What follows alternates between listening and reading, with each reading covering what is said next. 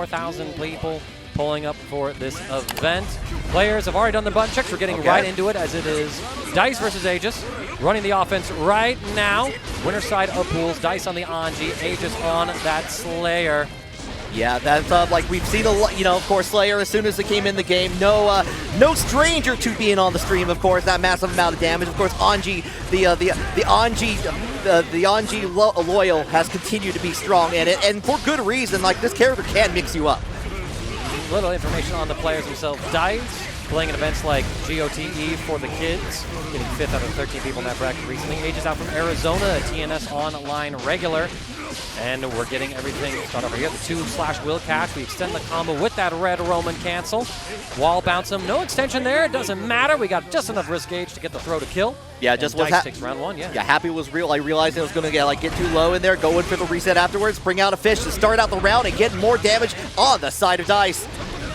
So let's go roll in. We reset with the whiffed overhead. Get the wall stick into the break.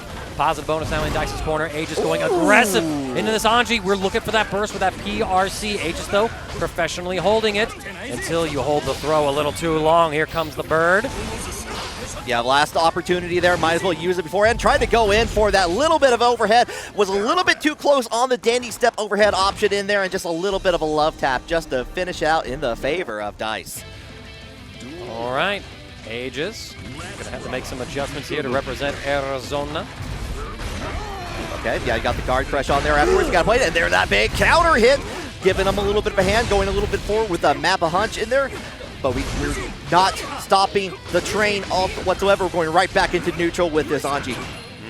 Dice investing all of their tension gauge, or the burst gauge rather, into some of this offense. What a little side swap with that pile bunker. Approaching right here, the overhead comes through into the blood-sucking universe, and another overhead for your troubles as Aigis has activated the Slayer protocol. Slay, slay, slay away. Do not even need the universal counter on top of that. And they're just finished out the round. But here we go, sending out the butterflies, going to Dollywood. Got the hit and a little bit of a connection, but you don't have the meter to make that work further on there. But it doesn't matter. We're going in. We're getting these big counter hits. We got the wall. We got the overdrive. We're using that tension to go over to the other side. Get that positive bonus.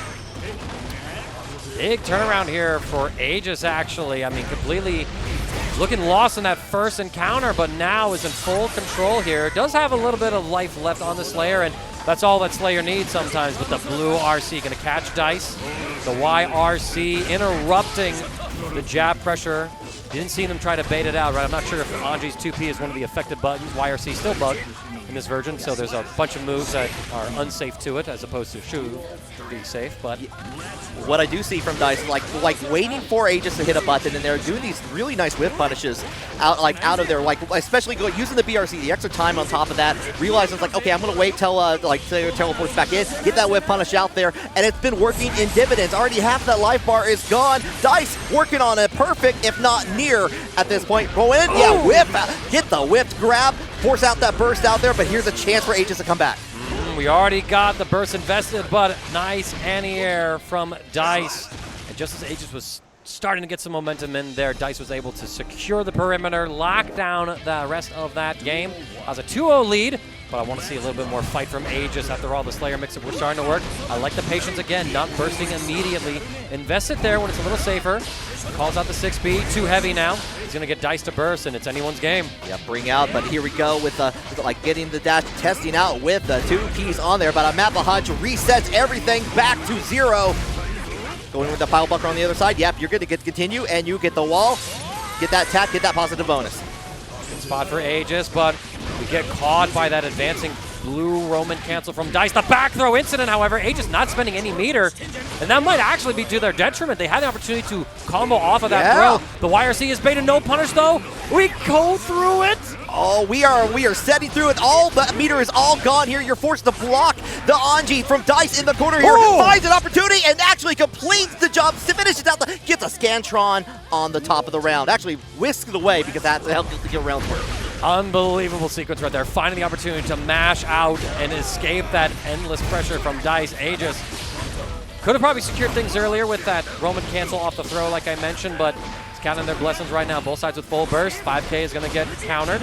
Block on the overhead, but the offense continues with the PRC cancel. Plus frames. The risk gauge from Aigis is getting dangerously high. They take a hit, which will reset it.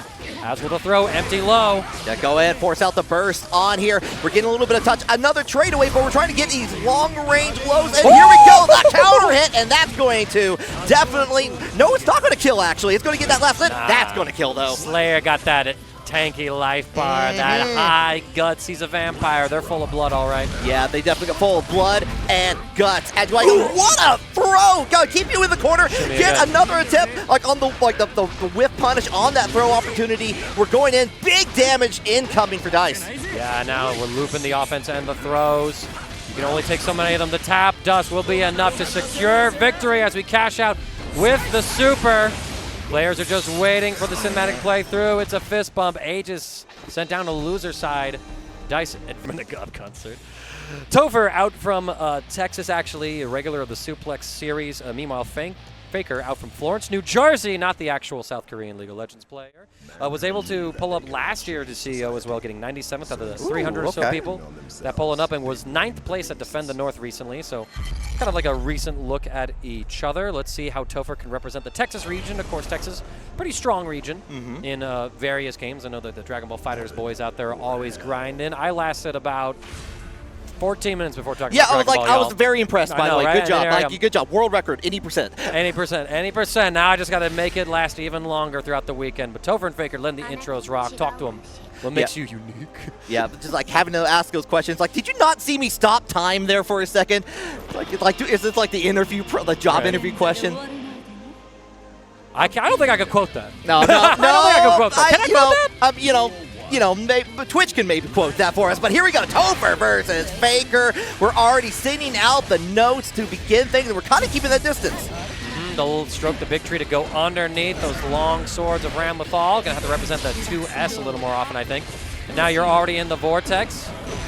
Yeah, time to guess on keep on going. Yeah, go in for the low here, but this time you got the counter hit, forcing the burst away out here. But you know what? We're going to go right back into it. Give me my hug. We're going to keep with the focus. Finds the gap in there with the sword, but we're already back in with the stroke the big tree.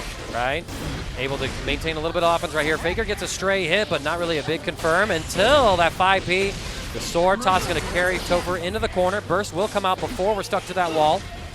Don't forget, Ramlethal having those long cooldowns on the swords ever since the follow-up patch nerfs. Yeah, that definitely has like limited some of the game that you can play with Ramlethal, but you do get the catch on the backdash and the follow-up explosion from the sword rising down here. We're in the corner, we're trying to get away, but just a little bit of a touch in there from Topher to get the first round in their side. Doing a falling JS to catch him and then doing immediate hover into another overhead is some foul play, but what else do I expect from players? I mean, you're having to deal with like these big swords from Ramlethal and the massive damage that comes along with it, trying to guess between the strike or the throw, and you got the throw, and we're back and forth with the vacuum. Here comes the record. The third hit, Max is out and going into the RC just to make sure the wall is broken, Chris Jericho style. All right, Blue RC not going to reach, but the JP will, as Topher now has the offense, converts with that sultry performance. Maintaining a little bit of offense here. What a little press there from Faker. Has full tension gauge, so you are representing a safe, invincible super reversal. Or try to get something fancy with it. I don't know if he wanted to leave him on the wall, if you're trying to chase that like forward tech or what Topher was going for there, but alas, a round is slipped away. Faker gets one on the board, but Topher off to the races here in the third round. Yeah, wasn't expecting the fly to get free from the fly paper at that point there, and it got kind of like shifted things around just a little bit here. But here we go, other side. We find that mark in there, the third hit, going through all the record series to get back into neutral. Oh, the wrong sword. We mistimed the close slash meaty, so we weren't actually able to jail Topher in. It took him a moment to register. Like, wait a minute, none of this is hitting me. What is going on? And now Faker, because of that error. Oh, I think there might be some controller issues because it didn't look like a response happened at the very end there, or no response to the low. But we'll see what's going on here. I didn't see a disconnect on the user side of things. I mean, Faker just might have been like, it ain't worth it. I'm not entirely sure, but Topher go right into the next round. Gets that burst early. They clash with that 6P and that jump heavy slash, if I remember my normals correctly. Stroke the big tree. JD for the next overhead. Wall splat into ultimate Fortissimo. Welcome to my hardest of knockdowns, and it's Eno. You're holding a mix-up. Yeah, indeed, right back into it. Forcing the deflect shield, the deflect on there just to get away a little bit, but finding a way. Does get hit because the startup is vulnerable on that. Like get back in there. Nice neutral jump in there, but the counter hit coming into play on there for Faker. Going to go ahead with the RC. Unfortunately, which is a little bit too high, a little bit too far away, and does miss the connecting flight on the Rekas. You hate to see that one. The too heavy popping Faker behind him, or rather Topher, I should say. But Faker finds the next hit, gets the wall splat, gets the kill on the Eno as well. So Faker off to a really good round start here. Topher almost with full burst gauge. Faker a little shy of that 50%, so no wild whistle, no deflect shield available for them just yet, but the 6B might ensure that Faker is going to be able to use it on the next offensive sequence. Little bit of a pause delay, trying to see what Topher is going to go do here, but just happy to get it. Here comes the back throw. Topher wants this corner for themselves here, is going to get it with spades, and we're back into neutral. Hard knockdown as well there for Topher. The overhead comes through. Faker has burst gauge. Do you spin it this round? I think you hold on to it for next round. The low is going to connect next. Second series there. Yeah, Topher's been representing that jump slash into JD for the delayed second overhead. And Faker, well, it's conditioned to it, letting the lows that are following now be effective. What an intercept actually on that one. Nice saucy pickup with the 6B from Eno. Still one of the best in the game. Yeah, I love that response actually, just like going in, like getting back and then throw out the big sword, get away from like any like the follow-ups that Topher wanted to do there. So Faker's starting to answer a lot more on the questions as we get more familiar with each other in the game. What a devious tap does there, using the sword explosion to get a little bit of a confirm. Keeping Topher in this corner though, because we want to run offense until we get the guaranteed kill. YRC is effective. Yeah, I like that option at the YRC too, because like you're going to be a little bit away and you stop the vacuum from coming in there, so you're getting like back into where you have a little bit of opportunity to play. But Topher not going to have any of that here, going to nearly tie up the life bars as we go in, get the positive bonus, and try to get away from any RC option from Faker. Salty Performance going to be able to whip punish. The flex shield is going to deal with the high-low pressure, but we're getting out right there. The 6P will connect after the slowdown from PRC does its job. And Topher with a 2-0 lead, but an equally scrappy set as we just saw previously. Seeing a lot of very similarities where we're getting used to each other. We're seeing like the actions that are happening, and we're fighting back a little in that second set. It was a 3-0 in that first one. We're working on a 3-0 in this one, but it could be very different here. Faker seems to be getting some ideas. Topher, though, putting those ideas to bed here with the ultimate Fortissimo. So get the hard knockdown. You got burst as well, so you can red waddle salt any of your hits into the wall. Soldier Performance is blocked. Faker calling out the multiple overheads. Topher with the very aggressive burst. Oh, not able to reach! Yeah, just a little too far away, and Faker's going to take full advantage of it. Going to break down, use that pizza cutter, and that's a big chunk of that damage bar. All right. Oh, but the overhead catches actually is Topher trying to maybe fuzzy jump out, trying to maybe make a preemptive play in some way, not respecting the overhead cancel, gets caught by it. And now Topher back in control here, has Faker against the wall, gonna get the positive bonus here. Faker opting to hold on to burst for now. Yeah, like already, Topher does have access to either do a wild assault or a deflect shield, doesn't even need it, just goes in for the anti-air. Gonna get another little bit of damage here, another time for setup. We're going in for the dash in high, going in for the low this time, finishing off the play with another round. We're on set point. All right, first. Almost available for Topher. It is active for Faker, who spends it immediately, so that's a big resource advantage now on Topher's side. The sultry performance able to whiff punish there. Gets Topher now the offensive loop until Faker finds the perfect mash. Burst spent from Topher's side.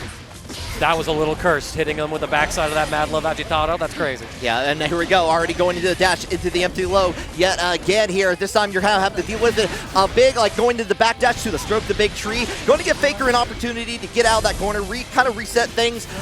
Where a lot of these damage for Faker has been happening is when like the 5P mashes on here. The deflect shield, get away from me. I need you away from me. All right, they trade. Faker now with a little bit of tension gauge, sets up the PRC sword, tries to get the tricky cross up, but the explosion timing a little too late for it to actually catch Topher off guard. He gets the next hit, and regular of the Juicy Game Night locals that run out here in Orlando. It's not just CEO, it's not just what Juibly does. The Juicy Game Night crew is also up here hosting regular events for all kinds of fighting games. I still think they host, I know they host Giga Strive, Street Fighter's probably out there. think they still have a little bit of action with Dragon Ball. I'm not entirely sure, but there I go again. I win another, what, 15 minutes? No, hey, you know what? You know, 1%'s not too bad. Not too bad. Not too bad, yeah. But in the meantime, though, we got to go into this Arc System Works title here, letting the intros rock as we go along. I'm excited to see this. This is probably not the first potential Potemkin that we see on the screen for this block here. I remember that Aboii is also in this bracket somewhere as well. Yeah, we'll get to discuss Aboii a little bit later as the armored options come out from both sides. Cross up will get Bento the opportunity to burst Fuller into this corner. Now we're just running the offensive game. I like the dash block there, but the Garuda impact spaced out nicely. Get that flash kick out of the way here. Trying to get it, unfortunately, just a little too far away. The throw whiffs, but you do get the punish into the RC. We're back in the corner dealing with that, but you know what? No, I want out. Cross up here now as you're in the Leo blender. Hey, yo, that's a completely illegal. This man crossed him up 3 times, fading out the throw. Yeah, throw out the red card, the red flag, whichever sport you want to say on here. But now we're keeping block on there. Find the opportunity to turn things around. Does have the meter, forcing the burst finally out from FullerVT. The Mega Fist going to be able to seal the deal with that OTG. And now Bento in a really good spot. Fuller invested that burst very late in that round. So at the start of this round, they don't really have any deflect shields, any wild assault resources they're holding. Bento was waking up to the shenanigans here. We get the back throw to punish the cross-up attempt. Yeah, and you do get the bustle wall. I do like that Bento, which is like calling out, realizing like, whoa, you're going to go in the back turn in here. I know that timing. I'm going to get the throw and keep you in the corner. Unfortunately, they put themselves in the corner, but you have to deal with that overdrive from that. So you like kind of made it safe a little bit in the process as well. Oh, the reset as well in the crossover, but again, lets Bento go for the burst to keep him in there. The Potemkin Buster actually killing Leo there. Okay. That's like look. It's like yeah. I did that. It's like, oh, okay.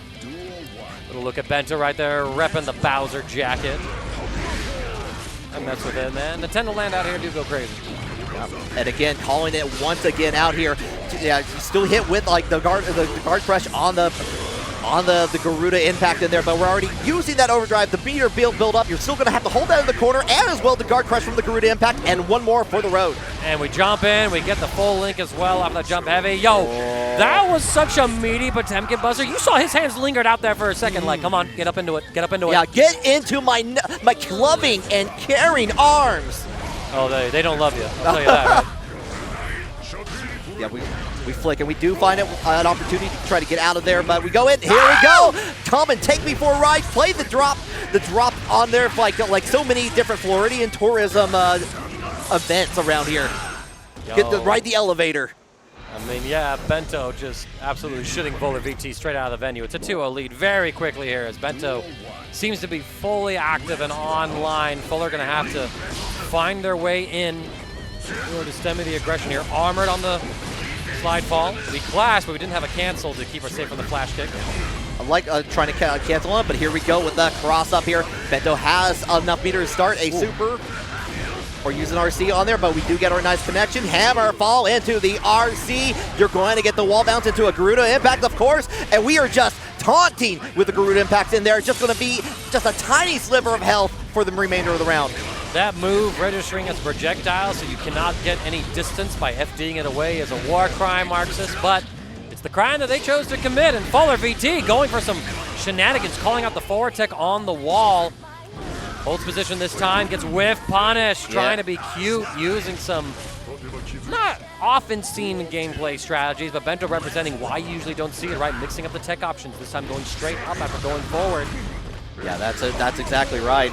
But here we go with the set point here. Garuda impacts for days. We're going in, trying to go in for the grab, but this time Fuller finding that mark in there with the flash kick on there, but a big counter hit from the back turn hit. Get that pillar. Look at this, the armor, but the red Roman cancel. Fuller not scouting out that burst. It was pretty sneakily timed, though, by Bento. The Gigantic Kai and the heat tackle. Oh, you got the sandwich. Unbelievable. Into the heat knuckle in there. Enough time to get, slide in there a little bit. And you know what? We pray a little bit, get that damage. Trying to flick it away, but we got the hit into the conversion. But, Mega Fisto into place out of 65 people there recently, so I think we're in for a pretty damn good set. Oh, for sure. Yeah, and shout out to a lot of the tournaments that are propping up for Strive, even till this day with a bracket about nothing, a training mode network Neo, and everything like that. Just kind of keeping outside of the big online brackets, there are still so many ways you can you can experience if you want to get into this game or any other game, really. Like it's been very accommodating in those communities. Well, players, doing a nice little long button check. We're looking at potentially a Soul Badguy versus Sin Kiske matchup. It's just like the anime. Yeah, just like my Japanese animes. Not the Japanese anime.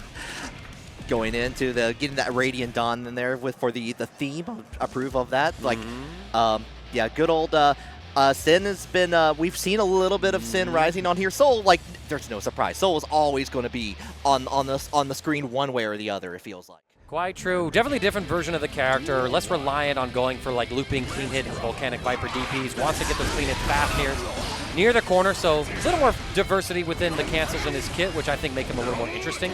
Sin, though, getting buffed in a lot of ways, getting all these guard crushers throughout his kit so that he's able to threaten true strike throw mix off of his stamina follow-ups. Big close slash counter hit, though. Deyvonn, she's going to be able to react. Bust Urameshi through the wall. Clean hit Tyrant Rave. Yeah, all the way through here. You're going to go into the reset here. Go in, use that fast RC to keep up the pressure and bring down a round in the favor of Deyvonn. Yeah, opting for that overhead. I argue it's like one of the better options for Soul to go for in that mix-up after all the nerfs to the low follow-ups that he used to be able to get.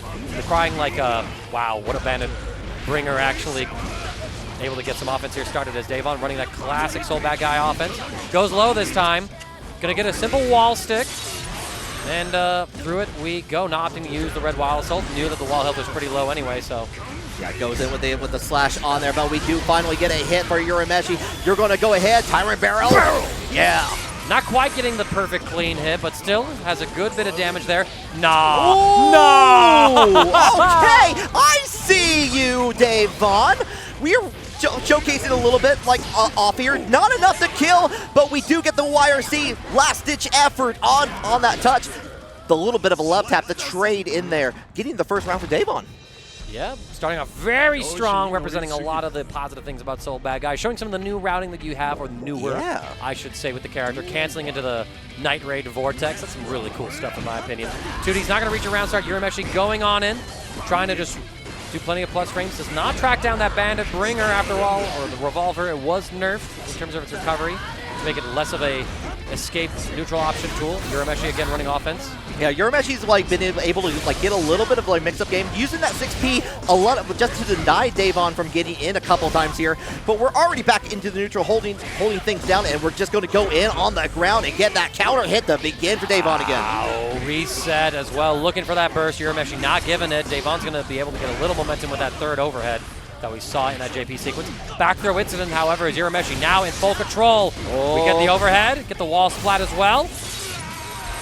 A little bit of like familiarity going in. Immediate 6H going to go back away here, but the PRC after the whip on there. Going ahead and get the throw, and another YRC is like, I want my turn back on. I'm going to get it, and I'm going to take it for myself, for Urameshi. Urameshi waking up here in this round. Deyvonn, she almost has full burst gauge. Might be spending it defensively here. We get the stamina follow-up from the overhead yet again. Urameshi gets caught out, though, as 2S represents some work for Deyvonn. Run up, mashing with 2Ps, no confirm, however. Oh, just out of range?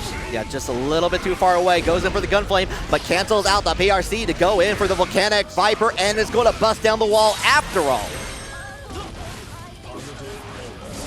Check, JS here. Urameshi going for a hero burst here. Okay, going to be a very dangerous situation, but it's trying to make it work here. RTL! We're going to definitely bust down that wall here. Going to have a fighting chance, but you got not a lot of meter to really go. And you know what? Even if I say that, Volcanic Viper. That's the answer. Volcanic Viper. Yeah, just busting out with the invincible reversal option. Saw that Urameshi committed to a special move. So, pretty simple reaction. Running offense completely out of stamina. For what gain? Urameshi's basically been representing nothing but strikes in those situations. I want to see them represent throw a little more often, because I think at this point you could argue that Deyvonn is conditioned, but she's sort of fumbling some of her combo execution right here. These DPs of hers not actually connecting, and that's putting her into risky situations where instead of spending her meter to extend combos, she has to do it to keep herself safe. And now we're back to neutral. 6S will connect into the Fafnir. Again with the YRC here, we do get the hit on the bottom in here, like on the Tyrant Barrel. Yeah, not going to get too close to the wall here, but does have access to the corner and catches Deyvonn trying to go for the instant air dash and punish for a round on here. We got ourselves a match. It's our first set that hasn't had a 3-0 result so far on stream. Deyvonn going to go back to character select, take a sip of their water, their drink. I think I see a whole bunch of Pokemon stickers on it. No. Like you got to represent. You got to represent, you know? Like, someone was talking earlier, like, through the artist alley. It's like, so like the Venn diagram of an anime fan and a fighting game player is like almost, I'm like, sir, it is a circle. Yeah, I mean, it's like, a circle. yeah, like it's a straight line, actually. It's a straight, that's even better. That's even better. Here we go. Far slash round start. Deyvonn not getting the special cancel there. Putting Urameshi back into this corner. We finally invest in that burst. Gunflame does get snubbed by the Elphelt, but Deyvonn maintaining corner position here. Clean hit Fafnir. No wall bounce because of the wild health, but Tyrant! Yeah, Deyvonn took that time, and she's making it all worth it. Like, we're going in for the wild throw on there afterwards. Bring down the house. It's referencing the anime. Son, that is referencing the video game. Another big pickup right here. No clean hit this time. I like the 2P just to get the OTG reset Urameshi, who wasn't ready for it. Might have misinput a DP. Might have been trying to jump out, reading a throw, but Deyvonn keeping a lot of her offense tight here. Run forward, and there he is, right? I said that Urameshi could look for a throw there, right? It does frame trap against mashes now with those guard crushes, but still opting for that close slash, catching some big rewards. Immediate overhead gets Urameshi a retaliatory wall break. Positive bonus as well, so potential gauge. Oh, and using that 2S to great effect on that. Oh, not the clean hit version, unfortunately, on that. Going to give Deyvonn a chance to go in with the wild throw on here, but we're going in. Yeah, force the burst out of there. Oh, big 2S actually able to blow up that 6S. We burst and put Deyvonn in the corner. We YRC before that overhead comes through. Ooh. Checking the Elphelt with the 2 slash, but it's not enough damage until the run-up 2K is able to seal the deal for Deyvonn here. She has a 2-1 lead now. Yeah, I love that she went for the YRC option because Urameshi's been going in for a lot of these, like either in the air follow-ups or like going in, like into the overhead. Just around like, no, I want to stop any of that, and YRC like in the air will just push away like that. Success whiff punished. Urameshi holding this mid-screen ground, goes for a cancel. Out of food, but not out of options. The red Roman cancel after that overhead. As Deyvonn locked in this corner, tries to wiggle on out, but Urameshi still plus enough, even after the drop combo, to win in that trade, get the wall break here. With punishing the 6 slash, heavy slash that is. Now, yep, seal the deal. Bring it down on there, like still trying to make things work here. We're going right into it, but here comes the 2S once again. Immediate burst, doesn't want to deal with any part of that situation. 6B, no combo into that raid. Vortex 6B, successful for Urameshi again, doing a lot of work for him in this round. Speaking of, again! Oh, but the RC doesn't reach on there. You still have the corner, and you still get some damage on there afterwards, but that was unfortunate indeed here. The Wild Assault coming out for Deyvonn here, but we do find it in the air. Get that clip on there. Urameshi is making this round look really good. Frame trapped right here. We get the 2 heavy slash into the raid. Vortex, clean hit Volcanic Viper. It's going to do a lot for Deyvonn and her damage, but Urameshi escapes with that flawless defense. And just like that, risky sweep. We are all tied up 2-2. This is still winner's side of pools. That's what I want to see, CD. I want to see, even though it's pools, it's like we're still getting started in the day. I want to see us go the distance, go for speed. Come on, old man, you got to keep up with me. Yada yada does it. Taking just a moment, no character swap, no buttons to fix. It's just taking that moment to cool down, in character select, reset a bit of that momentum here at the Rose and Shingle Creek in Orlando, Florida. Thank you so much to juibly and the crew for hosting CEO and getting us this amazing venue. And now let's see what these 2 players can give us for some Guilty Gear Strive. Immediate 2K into the 2D just to get things started here, but we do got ourselves the follow-up in there from the dash. Ooh! We got a hit, forced to burst out from Deyvonn. And burst from Urameshi as well, the 2S from Deyvonn representing and covering some of those options. Raid Vortex, 2K in that clean hit Volcanic Viper. YRC, get off of me, and now Urameshi gets some offense. A little bit of scuff trading happening right now as Deyvonn, playing attention gauge, holding this. YRC is able to escape the pressure. Yeah, had the meter for it. Try to go in for the Bandit Breaker on there, but we do get a hit on there to trade it out.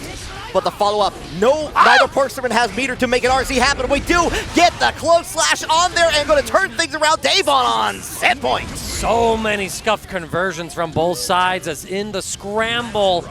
It was Deyvonn who was finally able to stabilize using that red Roman cancel. Immediate wall break, using that function of the clean hit of the heavy volcanic viper, guaranteeing the wall breaks for an early positive bonus. This will mean that she's able to regenerate her burst gauge incredibly quickly in this round, but Urameshi, he's on the warpath with these Elphelt as now we're hunting Grandpa. Yeah, hunting Grandpa. We got the license and everything for the most dangerous game. We're going right back into it. We're doing the fast BRC into the low, trying to catch Urameshi off here. Doesn't get it on that, but does get the conversion and forcing the burst out in the end. We're just walking back, being very patient, recognizing that Urameshi had the tension gauge to cancel any of the special moves to keep himself safe. Urameshi tries to jump out. The Fafnir is enough as Deyvonn will take the set 3-2. You still got some lessons to learn from me, son. Yeah, like the lesson. Other times you avoid those bad matchups and you're getting in these huge top 8s, but these are very skilled players. Do not get it twisted, as we're just going to advance, double check our buttons. Yeah, always good. Like you have a gold burst, I do too. Check this out. The Aboii has played a lot of online brackets. You mentioned it before, like a couple weeks ago. I think it was like TNS 162. Got third in there on the the first one on the new patch with Unica in there. So has been really consistent on that. Got top 8 in CEO last year, especially on that. Got 5th on that. Lost to Red I Am Not then on that, and I think I actually fought Red I Am Not on that TNS as well, and was trying to do something different outside the Potemkin. We'll see if that happens here. I don't expect that. I expect full-on Potemkin violence. I would expect so too. Bento on the player 1 side, rocking the denim Potemkin. Aboii with the green Potemkin. So just go get a Twisted Chat. Keep track of it right now, as it's Bento who has Aboii locked up in this corner until the jump comes through. The burst is equally spent. We're already going in with the Hammerfall. Trying to set it up for danger, but here we go. Jump in from Aboii with to the Garuda impact. We're starting the danger. The low's coming through. Cute little set there from Aboii saying, yeah, I didn't whip a normal. That was a setup to make you think I did. I like the flick option in there into the throw. The overdrive goes away, but you know what? The Potemkin Buster does it. We're going in with the Hammerfall and just, you know what? Tag, you're it. Wake up, Pot Buster. That is an absolutely savage option. I think that Bento might have gone for a regular throw there, and so using the throw and vulnerability frames of the Pot Buster on a hard read, Aboii was able to navigate the situation. That's my take on it. RC, like we saw this earlier, the multi-hits able to tear through Potemkin's armor, and now Aboii trying to keep Bento trapped for as long as possible, cranking that risk gauge, and now we're just holding ground as they're just approaching each other. Yeah, they're just approaching. They're just slowly approaching me on that. The slide head, like, of course, gives like damage in the more recent patches on that. We're holding down. We're trying to reach out with those. Like we're trying to reach out and just give Ric Flair chops to each other. Right, and now it's Bento who's got position right now, not able to whiff punish that deflect shield. We get a massive too heavy into the ultimate to the skies. Heavenly Potemkin Buster! We can see Universal Studios from here. Look at all the amusement parks, and you chose to come to Community Effort Orlando. Based FGC. Okay, yeah, get the slide. Garuda impact. Enough time to get that wall bust. Get the ball with the 6H in there also. Check in with the 2P. Aboii in there with that blue wild assault. Reversal out with the Heavenly Potemkin Buster. Just to escape. Maintaining offense here. Aboii on defense gets caught out though as Bento able to run this offense. You can do it, so can I! We leapfrogging right now, and we— The armor! Oh! I got jump scared! I'm still not terrified! used to it! A second serving into the immediate heat knuckle, denying any burst opportunity. I think Bento lives this with a sliver. Baited on the red Roman cancel. That's Aboii for you. That is Aboii making it happen there at the end, and you can see on the face there, it's like that's the face of like, well, you can see it's like, yeah, I did that. Stone cold he is. Now Aboii investing. You're seeing Bento usually holding on to that burst gauge for like full burst, whereas Aboii is more willing to spend it on like the blue wild assault options, right? Trying to use that guard crush in particular. What a flick on the slide head, actually. Block the overhead. Able to maintain offense though, as we're just keeping Bento locked up in here. again going for these jumps, but we finally read the Potemkin Buster. Yeah, really good time to do that as well, because otherwise your risk gauge was going into complete danger. Just a normal throw on the slide in on there, but we're going in right for a Potemkin Buster. Not going to be enough, but you do get the heavenly Potemkin Buster just to make absolutely certain that this round is going to get to its end. So appropriate for the wrestle theme that CEO has for itself. Just seeing these enormous grabs from these grapplers come through, and now Aboii, good positioning here, counter hit off of that 6 heavy. Couple wall bounces, drops a combo, however. This gives Bento the opportunity to whip his own pot buster for Aboii to punish. Okay, Potemkin Space Program making a little bit of extra damage to break through the wall in the end here. Holding it down. Bento's been doing some pretty good options in here, like just trying to follow up on flashes and everything, just to try to skip it up. But Aboii has just been one step ahead. Oh. You mentioned it earlier, CD. Happy to use those wild assaults and deflect shields. Just get in. It's like, oh, you're getting a little bit too close to me. I need to maintain that personal space. Right, and while False Defense doesn't push out the Garuda Impact anymore, Deflect Shield still does, creating that space and opportunity for Aboii to whiff punish. And actually, it was the normal that was deflect shielded, the Garuda Impact whiffing because of that earlier deflect shield. So excuse me for misrepresenting the situation. Aboii, though, telling us to don't get it twisted, all right? I got top 3 at TNS. What's Bento done? Well, you know, a lot too, but yeah. Well, Aboii has been on fire lately for sure, and it's showing that flame all the way through here. Didn't even need to go in for the grab in there afterwards. Just happy to go with the hit, final hit of the overdrive, make its mark here, try to get away. No, air throw. Where are you going? I'm got you in this corner for 3 minutes, Spider-Man. Oh, 3 minutes. Bone Saw is ready. Aboii Saw is ready. How did that whiff? Somehow Aboii just out of range from that hammerfall. Slide head gonna come on through. We're trying to find the next opportunity. I mean, it's just any hit for Aboii, and he finds it with the forward Mega Fist. Bento, can you make the adjustment here? Going to the slide head just early on here. A little bit of a just defend on there with the follow, but we got a trade. We're going right back into it, trying to find our momentum. Some honest Potemkin footsies here, all based around 6 heavy slash. Just reaching for each other, but now nice jump out, but no punish there as Bento might have actually gone for his own Potemkin Buster, just, you know, based on the super jump JP. It might have been a 360 input that took him backwards.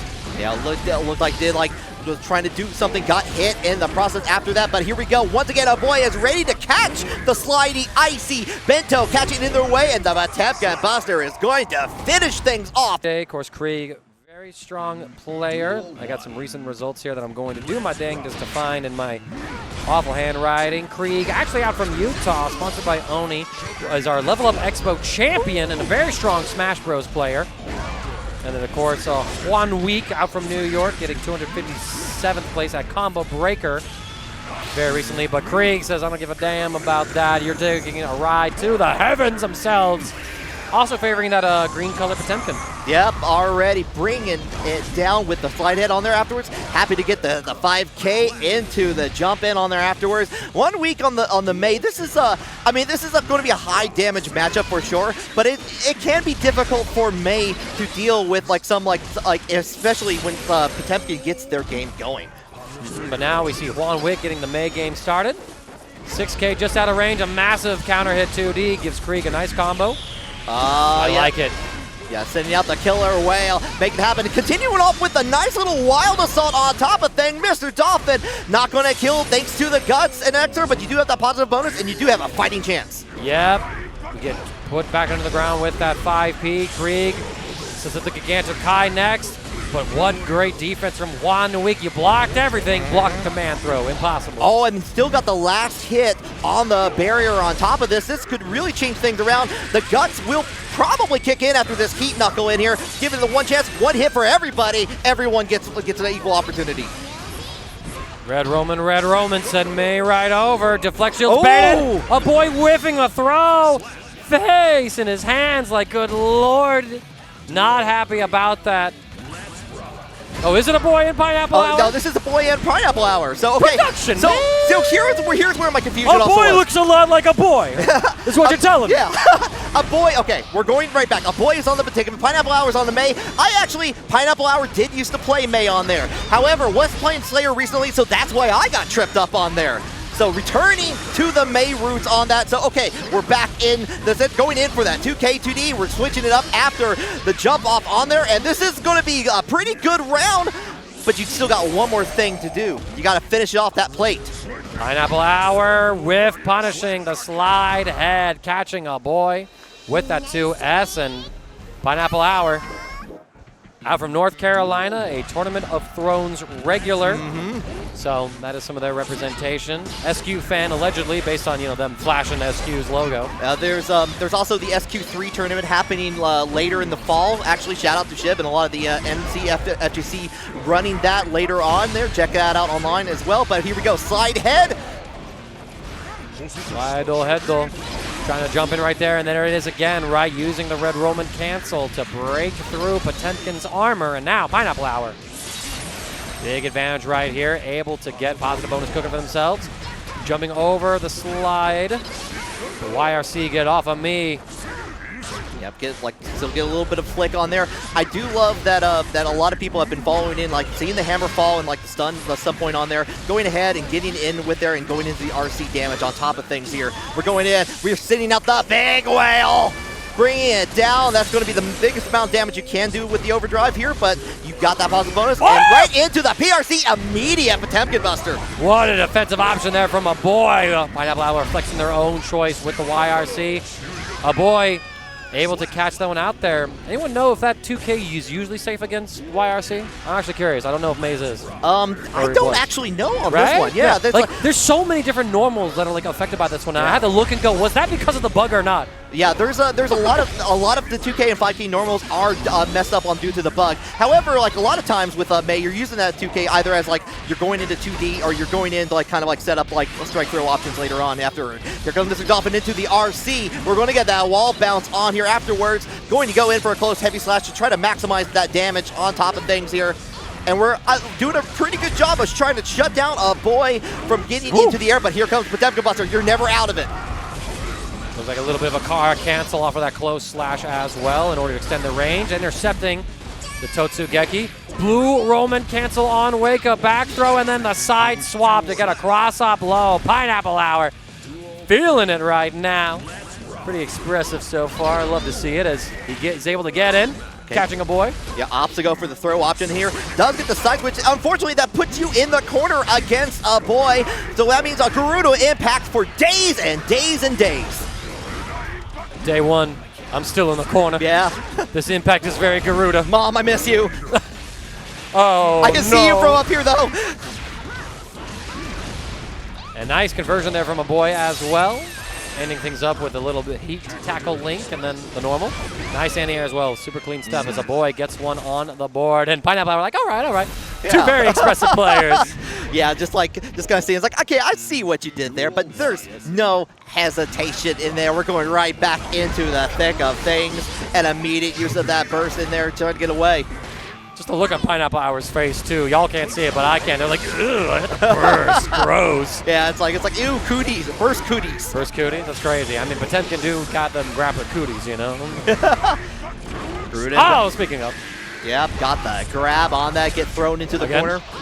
Ah! Ooh, the stun armor helping out in there. You cannot get away from these grabs. That's absolutely crazy. Who let Arxis cook like this one? And we're excited for these guys to be making Marvel Tokon. I am very much. It's going to be awesome, dude. Oh, yeah. Oh, yeah, and unfortunately, you try to go in for the command grab option after the 5H. One thing about Potemkin is a little bit of, you have to time that a little bit differently on that to get the follow-up on there. That's why it missed like that. Through the wall we go. Mei now with the hard knockdown. PineappleHour. Nah, we got some scoops here. We're going to go in for it again, but we got ourselves the metered reversal option in there. Going in for the hammerfall armor point, getting hit there. Off of me, PRC, no punish there. PineappleHour able to endure this offense just a little longer. Frame trap, we already, I think, autopiloted the pop buster. Should be able to get the kill. Heat tackle is enough, and yeah, you look at, yeah. See what I mean? Yeah. He's looking at us like, yeah, that's me. That's me up there. Yeah, right. Thinking about things a little bit here. Yeah, Aboii really able to just keep PineappleHour in the Potemkin Hour lockdown, as it were, just using that blue Waddle Salt, right? One of the more crazy changes to the character in the Season 4 patch, where instead of having the white Waddle Salt for the neutral skip, you get blue Waddle Salt for the... You can't hear anything? You know, is he directing his music? Oh, yeah. Trying to figure out what he's saying. I'm a bad lip reader. Yeah, unfortunately, I am in that same boat as well, CD on there. Could be like, you know, the perils of trying to do Bluetooth headphones in the building, like, right. you know, like with every other Bluetooth device in the universe here with us.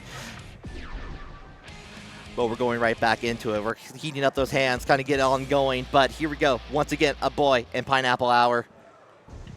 2-1 so far. Aboii in the lead. PineappleHour trying to switch things on. Wants to stay on the winner side. Trying to close the gap right there. Massive anti-air with that close slash.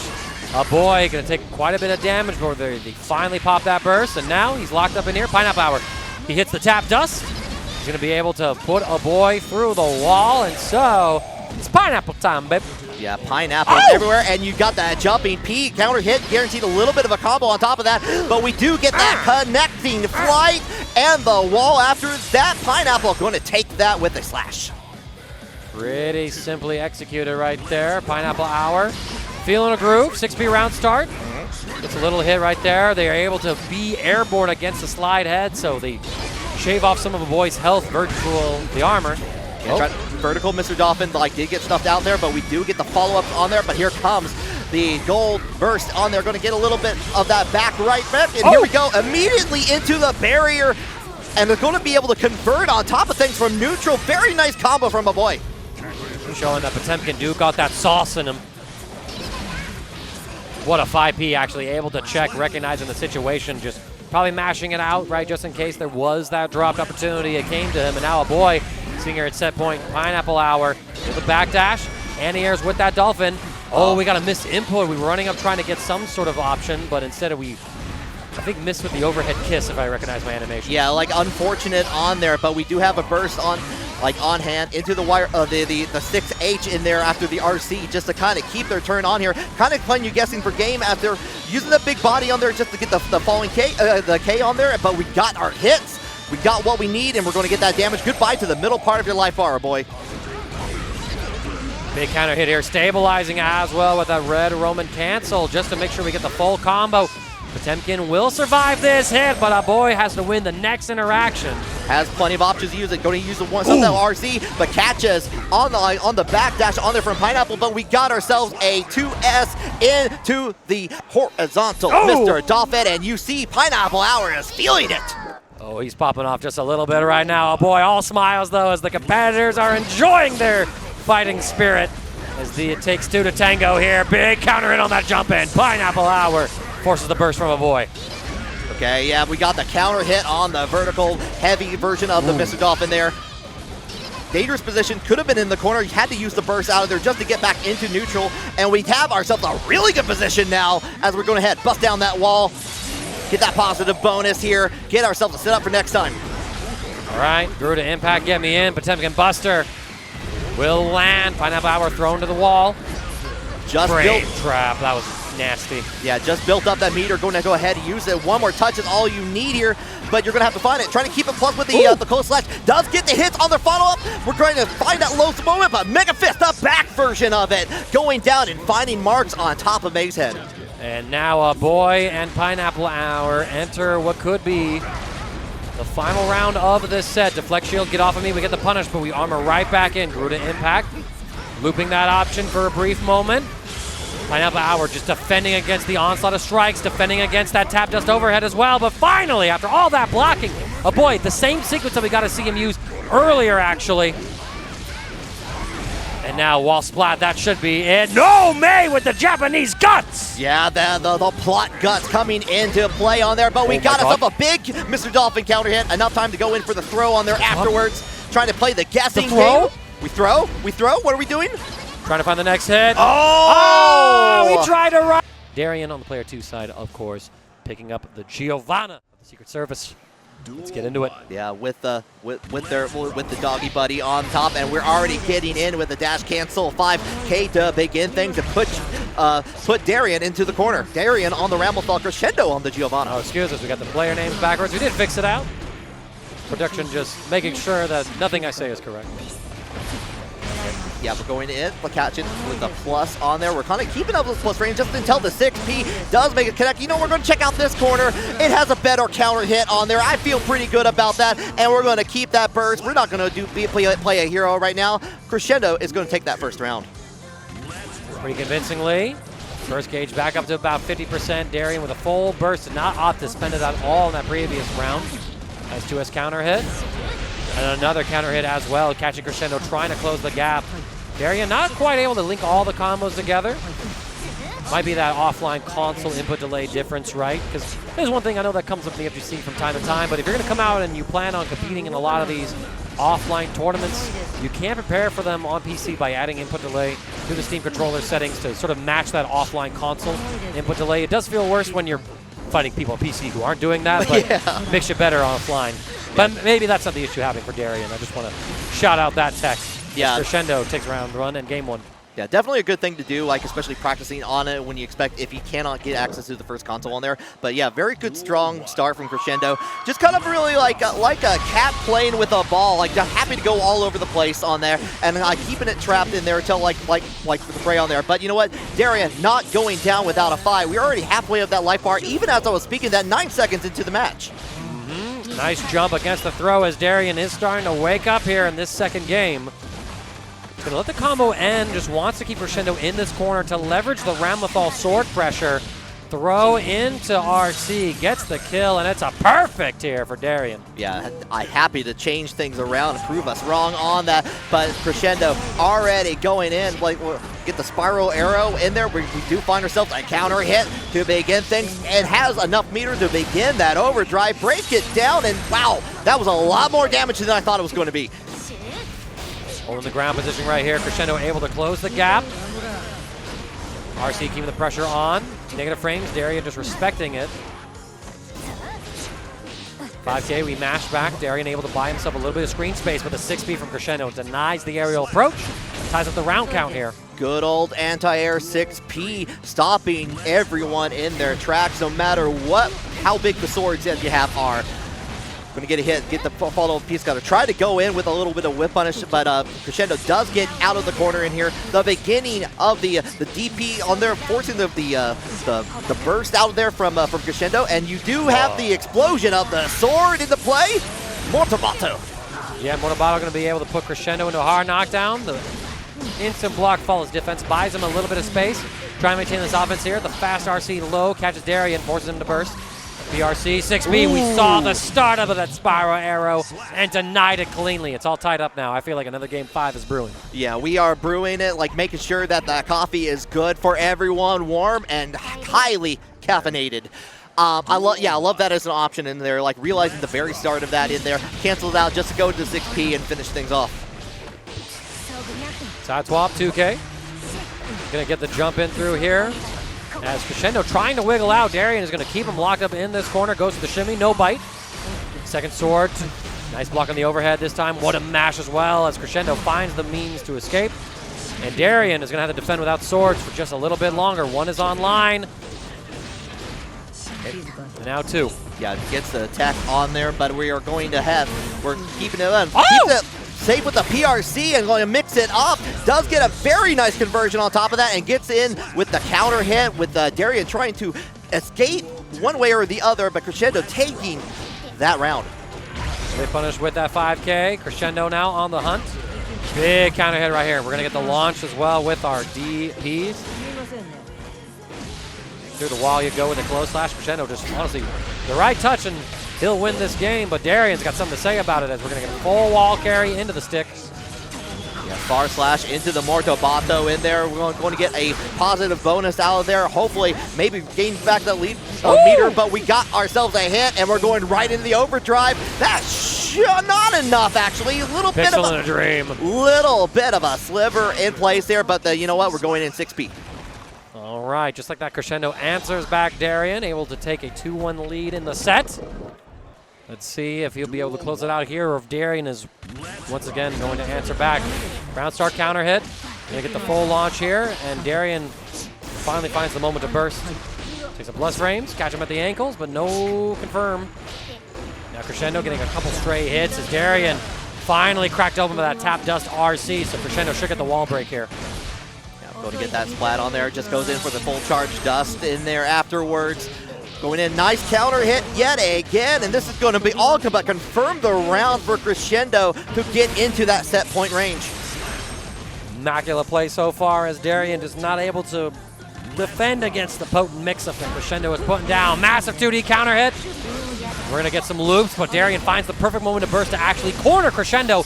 The swords come through. Crescendo gets caught by it. Darián is going to take the wall break in order to reset the swords and neutral with it. I like that as an option on there, especially because you do have the extra range on top of that, so you can use the swords yet again, get to have the RC to make things work on here, and we're going to try to turn things around to that last little bit of a life bar.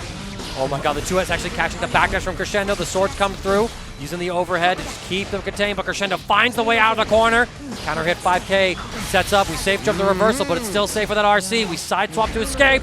Big jumping from Crescendo. The swords returning to Darián. Yeah, backing away, trying to get those swords back on here, but you're still getting, you get hit with the tap dust on top of things here, and you get the burst back just in time. Darián gets out of that situation, last opportunity. No confirm just yet. We're going through, and all of the pressure, all the mental stat. Queen. Right, and now we're going to see our second Potemkin player, no, our third actually, in total, right? Because we had the mirror match earlier. Beef now taken to the stage. They're going to be having a jolly old time here, I imagine.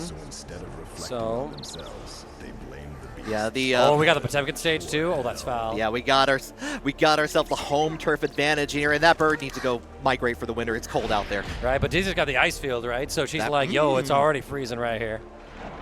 Yeah, being able to send out the ice field and get that extra hit on top of that, go into the Mikhail sword after. Ooh, it's dangerous.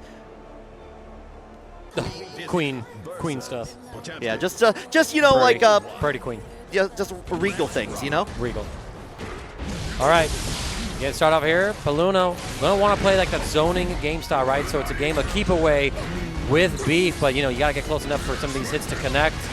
Beef gonna get a little bit damage with the slide head, catching Peluna at that far range. Yep. Trying to condition with these strikes, not representing that buster just yet.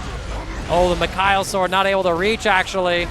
Yeah, try to use a heavy version of it with a little slower start up on here. And try to keep the turn out with the PRC right back, but that gives Peluna enough time to go ahead, set up the ice field, and set up a fishy friend. All right. Counter hit trying to advance, more guard crushing action here. As Peluna going to be able to get a huge bit of momentum right here, run up and throw. Yeah. Nice, actually able to shred through the rest of that life bar on Potemkin. Peluna up round one so far, both sides with near equal burst gauge. Try to slide right in, got the knockdown, enough time for sending out like this is what I used to fish on here. Here comes that ray of light though. Gonna have to hold it down as the pressure comes in full force. Michael sword happening on their mouth, goes in with a big 2H just to get the counter in and back into the corner. Beef goes. Probably the biggest thing for Beef there is that counter hit trade turned off the ray of light seconds before it activated, but the defense not quite working out for Beef as he's getting caught over and over again, has to burst to keep his round alive. Peluna gets the jump in, and yes, you had armor, but you didn't have the health to support it. And so Peluna will take it game one fairly convincingly, not dropping around. Yeah, like that use of the jumping S on there, just to like, keep the long range distance on there. A super good tool against dealing with Potemkin. You do not want that character any close, as we've seen time and time again on this very full stream. Setting up the ice field, tap dust. We got the fish for the confirm as well as Peluna. She's looking unstoppable with this bit of momentum on her side. Yeah, Peluna and Queen Dizzy, she's like, Kai's asking what's for dinner. She's like, beef. Beef is what's for dinner potentially on here. Cancel out of the BRC just to go in, keep the fish just up for like temptation. I like the use, even though you don't get the RC on there afterwards, you go airborne afterwards, so you're not going to get hit with the slide head on there after, and you do get the chance to approach. They trade a round start, so that means that we're in Peluna's territory of playing neutral as Beef has to find his way through it. We got the set play, the same sequence again from Peluna to apply the ray of light. Yep. And now you got to weather the storm, right? You're just ticking time bomb with that positive bonus. Going in. Oh, you still get the hit on there afterwards, forcing the burst out from Beef, but here comes the barrier. Walk along with me. Talk along with me. Say hello to my friend. Peluna almost getting caught by that Gigantic Kai, but gets caught by that close slash. Garuda Impact coming through. As Beef, again, representing all these strikes, not willing to go for throw just yet. The RC not able to reach, but doesn't matter. The ice field is there. We're going to be able to get a little more damage on the Beef, who's in a guess or game situation. Yep. Slowly getting chipped out. We jump, we trade, and Peluna more than happy with that result. Yeah, no, a very good outcome from Peluna on there, but definitely shows cases what Beef is looking out for, and that trade could be indicative of what to come in there if Peluna does not take this for a third match. Beef able to get a little closer right here, and I feel like at this point in the game, we might want to stick with the strike gameplay, right? Because we haven't seen too many throw attempts out from Beef, and Peluna might start scouting it out here. So do you mix, or do you keep doing what you were doing before and hope that they try to adjust to something that's never coming? They trade, but because of that, the Gigantic Kai completely disappears. Yeah, didn't fully form, so that's why it went away here. And Peluna, that's like the best opportunity for that on that trade here. But here comes the Garuda Impact. We're getting pushed into the corner here, but here we go. The Mikhail Sword says, "My name is Michael. Hi." And Beef, he hasn't really been able to power his way through that special option, as Peluna's been able to constantly find these huge hits with that special move. A little too slow. Beef able to get in now. But there we go, the fast slash version now. Ice Field's gonna get blocked. Armor through RC. A little bit of a moonwalk pressure right here. Yep.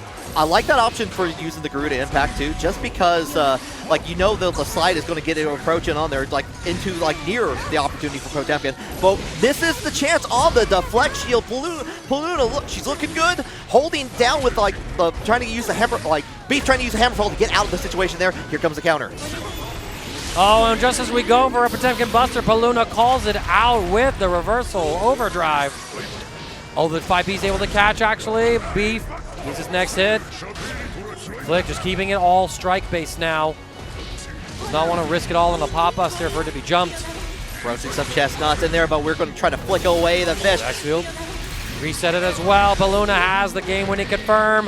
Comboing and a throw. And it's a 3-0 victory as Zoners come out on top of Grapplers, keeping the Potemkin. I don't think they, if I'm remembering right, I want to say they're a Happy Chaos player. I'm not sure. I apologize, chat, if you were correcting me on there on that or no, no on that. We'll find out together, though, as we go into it. Yeah, I can tell you this. I see the Elphelt, maybe, but. Possibly, yeah. Oh, there's an Elphelt locked in for Shockjoc right now as we're getting ready. Another Florida representative here, 33rd at the recent TNS bracket.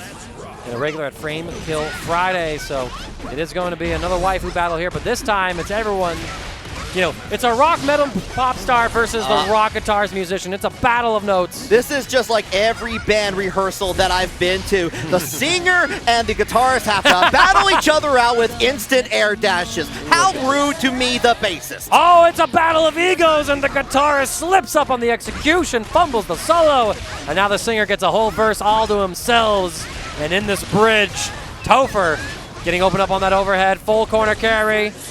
We didn't get to see the super and hear that beautiful scream. Sorry, Metalhead here. No ad-libs at all here. Good, strong start from Shockjoc to get it, but here we go. We saw this earlier with Topher being able to get into the Vortex mix-up and blocks the burst on there, taking it over, and that in due record time, 10 seconds in, already at the last third for Shockjoc.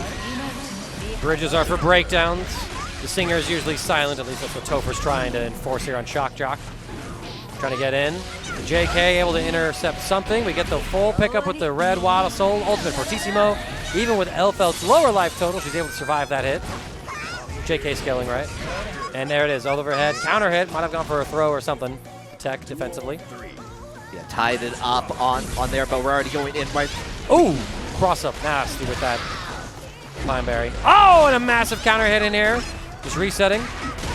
Nice, the multiple lows. I mean, you're caught in the blender through the wall.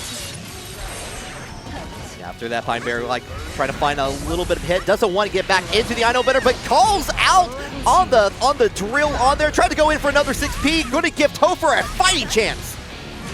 Okay, get the positive bonus and the wall break with it. Shockjoc reset to neutral. Blue RC catches. Jail him down to the ground. YRC, the perfect moment, but what a 6B dealing with that HCL, and the anti-low gets Shockjoc victory. Yeah, sends out that. Ooh, yeah. Girl, say it, girl. It's like opening up the pit. Open up this pit. We're Metal News from Rhode Island. This next song's called What Does Corey Taylor Think? Open up this pit. But yeah, Topher's like, you know what? I'm not getting out of this live session without a guitar solo in my name. I take those guitar lessons for a reason here. Going to get in, catching Shockjoc, crouching on the ground with the overhead in there. We're going to bust down that wall and get into the neutral once more. All right, Topher now getting a cross up low there, actually. Some pretty cute stuff. Busting out the D protect. Stroke the big tree. We'll finish up the round, and Topher, pretty strong start. Shockjoc has over 50% burst gauge, so red Wild Assault. Actually, is Elphelt red or blue? I can't remember. For which character? Elphelt. Is she red or blue Wild Assault? I think she's red. Yeah, I think she's red on there. Red. But there is that one change that like in the couple patches ago where now you get that throw through there. You got the Pineberry belt on top of them. Keep that plus. Excellent blocks there from Topher, making all the right reads. Still under the rest. That risk gauge maxed out. We find the YRC, but the 2P mortal counter hit with that maxed out risk gauge. I love the choice there from Shockjoc, betting it all on a optimized mash. Perfect on there. Does get the counter hit. 2S on there, and we're firing away. The slight tracking on that afterwards, kind of keeping Ino at bay until Topher can get away with the downward dash in the air. All right, getting the overheads through. Burst, get off of me. Topher gets intercepted, though, as Shockjoc gets a massive pickup with that counter hit. Knockdown as well. The Lollipop Guild mix is coming through. We see the YRC with the Red Roman. Cancel! Absolutely clean. Bust out the shotgun. Take game number 2. Topher facing elimination from our CEO bracket.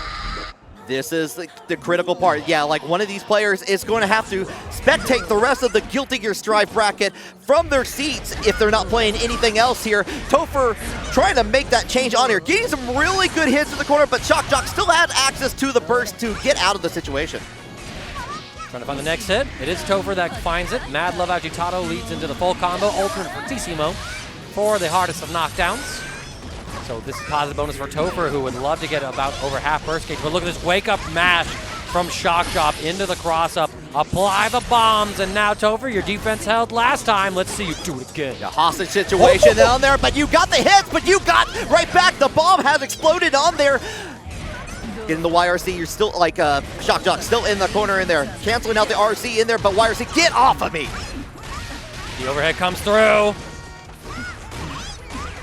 Next overhead's blocked. We're looping the pressure now. Topher has to burst. At least feels inspired to. But now you're getting traced down by these homing lasers. Sultry performance. Not even punished, but the cross up yet again. The chocolate. These pine berries are getting Topher each and every time. The back throw on there with the follow-up meaty. Another pine berry to set up the pressure on there afterwards here. That's already half the life bar gone. Shockjoc on the verge of sending Topher out of this tournament, but low profile, so Topher yet again on a winning path. Ultimate Fortissimo, yes. The hard knockdown. Shockjoc does have full tension gauge, so there could be a safe reversal option here, and that's exactly what Topher calls out. Yeah, and you go ahead and use the rest. It still has access to the burst. Oh, there's the big tree counter hit. Looking out to get that burst potentially, like waits out for it, gets the hit in the end, and you know what? We are trying to keep alive right here, Topher. Topher not done with this one yet. Down tuning the strings, slowing down those notes. It's a heavy chug as we're making our way to the climax of this set. Shockjoc is gonna get the burst out from Topher. The note, trying to use that, but the lasers from Elphelt a little too quick. Hold all this bomb chocolate defense, but alas, Shockjoc finds the opening, sends it through that 6 heavy slash. Shockjoc getting those drop D notes hitting on there. Another Pineberry, that's it! And the singer into the next section of brackets here, going into that top 48 action and even into the top 8 for some gold qualification points here as we start things off here in just a moment. It looks like we're going to get Terb and BloodRedSakura here. Yep, Terb, one of the local legends here in Florida, has been running the Potemkin ever since Season 1. So definitely one of the few in the crowd, not one who's hopped on the bandwagon with the recent buffs. And it definitely shows in his gameplay, right? Really solid, really has a great fundamental understanding of what the character wants to do. Yeah, honestly. Oh my god, the Ozan's on the opposite side here. Honestly, Potemkin here, as he said, really blessed this iteration of the game. Oh, yeah. But Baiken might be able to find a way in here. Nice IB. Pull it right back in with a drift. Voids the 6B. Whoa. Wants to find his way out with the HPV and ends up closing out the round with the JS there. A bit of a scramble at the end, but making sure to secure it and get in first blood. It's always fascinating to see the Heavenly Potbuster whip, and it's still Potemkin's turn, and like the most natural sense, like, oh god, what is he going to do from up there? Yeah, it's like, man, that JD is nuts. I remember when they buffed it, and I still can't believe it to this very day that the hitboxes look like that now. Great Punisher with the hot buster. Once again, talking about the namesakes, dealing a calm amount of damage. Orange is pretty chaotic on it, that 60% with the two-piece. As far as set it up with the super here, got Gantor, shatter. Game number 1 goes over by way of Terb, BloodRedSakura, showing some signs of life, but looking like the Terb show right now. They get this kicked off here. See what adjustments BloodRed can make to try to close off the first game of block. First set, excuse me. Break it down here. Nice follow through here at the JH. Whoa! Uh-oh. Okay, we still picked it up. We still got it. All right. Look a little sketch. All hell Gigantor Kai, because you with 6H are usually not supposed to get much else afterwards, but you know what? A lot of Potemkin's tools all really just meshing well with each other. All right, here, set up. Nice little 5P. Full conversion here. Another tether. Oh, no! Again. Whoa, Whoa, whoa, whoa! Whoa, whoa, whoa! Oh, my goodness. All right, we are scrapping and sparks are flying in this first set, Zero. Hold on. No, you can't be spotting about that one here. You're diabolical for that. What in the world? The deflect shield into no punish. I'm gonna spend 50 meters, get nothing for it. Garuda just back off. All right, wait a minute. There we go. Hammerfall does come through. Heat tackle not going to work. Oh, I got mixed too. Those 5Ps look a little sus. Yeah, I've seen a lot of frame kills. I've never seen a frame kill to beat parry. That's nuts.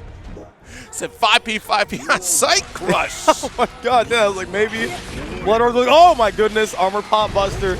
Once again, one of those buffs, but you know, maybe BloodRed was like, all right, I'm looking for the close slash here.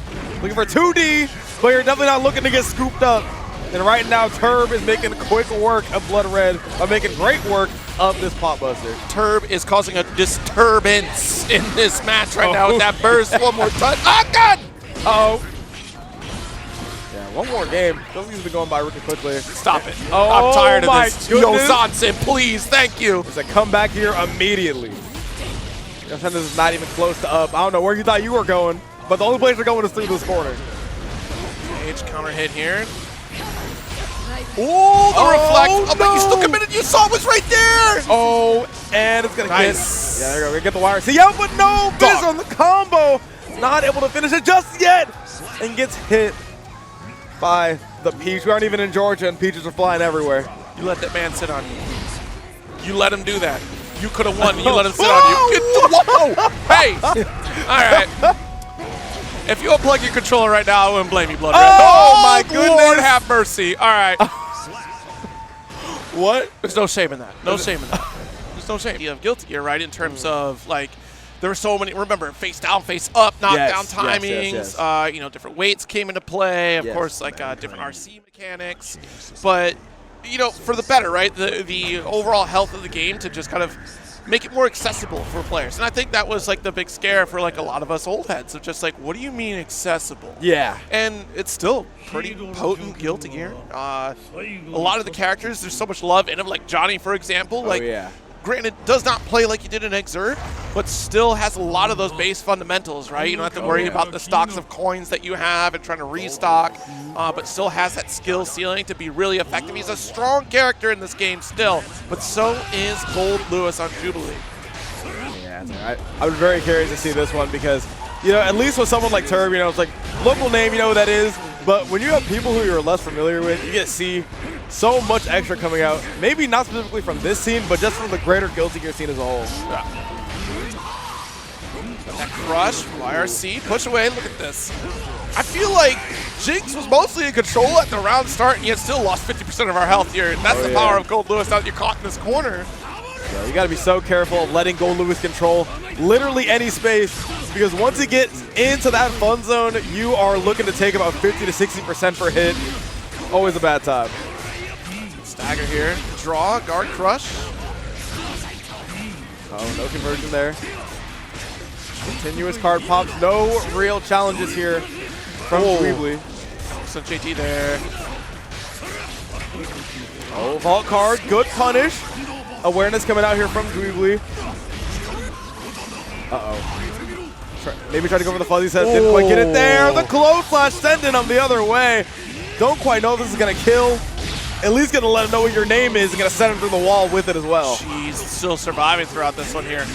All right, keep pressure going. Nice launch for finish. All right, man. Down to the wire there in that first round. Got to see if we can get any more action. And we see it immediately there with the White Wild Assault. That's the Goldlewis special right there. Round start, I'm wilding. Oh, yeah. Somehow this is the nerfed version, you know? I feel like if you were to tell me that vacuously, you would never believe it. It's really setting a precedent right now in this match. Honestly, you're trying to catch Jynx on the back foot, and you have a substantial life lead for it. Worthwhile. Look how much you're getting back here for getting caught. About to hit the 50%, so another one will be a threat. That's why we go for the wild assault from Jynx. Buying a little more time so we can try to get a shatter and positive bonus. Uh-oh. Miss fighter. Oh, wrong side, though. No. Johnny's dash can't really control the lane at all. Makes it much less potent as a tool for combos. Oh, man, and there it is with the low to close it out. juibly gonna go ahead and take the first game in the set. Hard situation here when Goldlewis comes barreling down and has a behemoth typhoon waiting for you. Oof. Oh, yeah. I can't lie. Doing the dash to finish off that combo was like the end at the end of a story, right? It kind of set the seed and established the fact that that was just about over, because Goldlewis had a corner and had basically no space for you. You can't really let that happen in the next game. Crush. Nice. Walk up throw. Very casual walk up at that. Oh no. A little safe jump and still able to get that low. Well, that's all. See, Jynx is demanding a lot of respect that he hasn't quite earned yet, if you can notice, right? A lot of those vaults going completely checked by juibly, and it's showing off here. I was going to say based on this domination, but the reversal super from Jynx is going to keep him in this thing. Needed at least a little bit of breathing room here, but there's no resources after the fact. You got that neutral position, but to your point, Jynx is just not winning any of the neutral interactions. Like, 2P round start. Oh my goodness. juibly just does not care right now what you're putting out there, Jynx. Card drawn, crush on the guard, but JD counter hit. Who'd have thought that would have connected, though? That was some max range JD. Yeah, I was going to say, I would have thought that I could just like run forward and press into it, but you know what? juibly, master of spacing.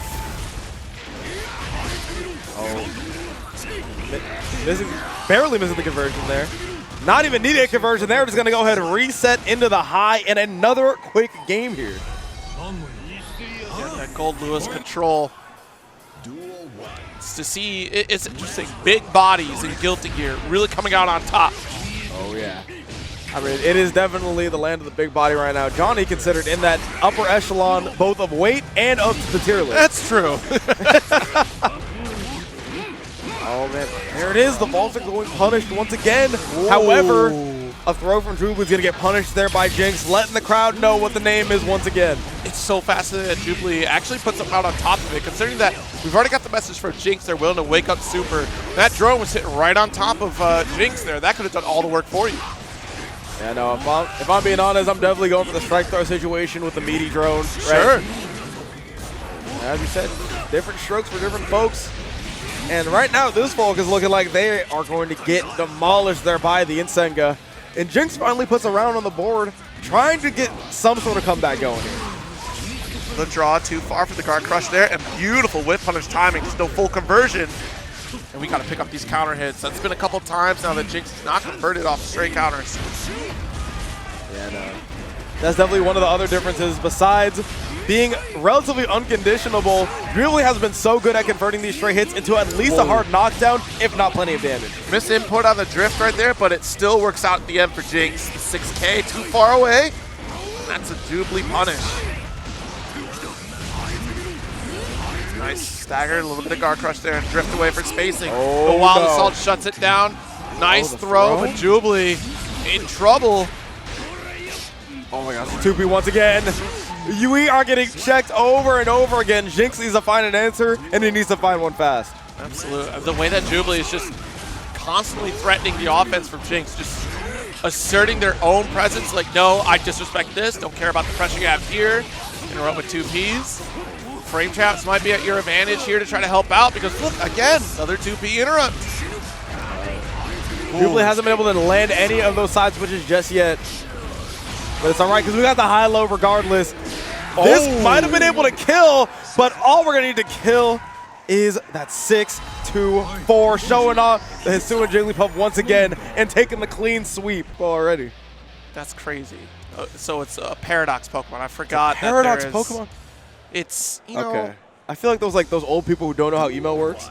It's from Scarlet and Violet. It's I think the expansion in the Zero Zone, whatever. I haven't gotten there yet, chat. Oh, I forgot this Pokemon DLC too. Oh no. Anyway, only person seems to not be able to forget Yurikov with this mix. He seems to be picking up right where he left off in seasons 1 and 2. No kidding. Nice chase down. Lush Shaker a bit too far. Try to get the 6P, but quite the snipe here with the Misfire. All right. First to send Furbo into the corner. However, Furbo will not be contained using the Wild Assault, using those long normals, and just trying to advance out in any way he can. You know, I do like the Insenga out of the sky right there to deny that route from Yurikov. Like, it was a potential space that Yurikov wanted to be at, but unfortunately not falling into it. So now Yurikov in this corner, continuing pressure. Oh, wow. No. Oh. Yurikov, welcome to Johnny and Guilty Gear Strive. You can't go anywhere. However, misses the TK Misfinder. This is going to give Yurikov another chance. And another chance he's going to take. Woo! This could kill here with the hair car, and it sure does. Absolutely. Beautiful close slash call out. First blood going to Yurikov. Furbo, however, already taking the aggression, drops the combo, but has the right idea there with the conversion. Oh, nice. JS interrupt here. Okay.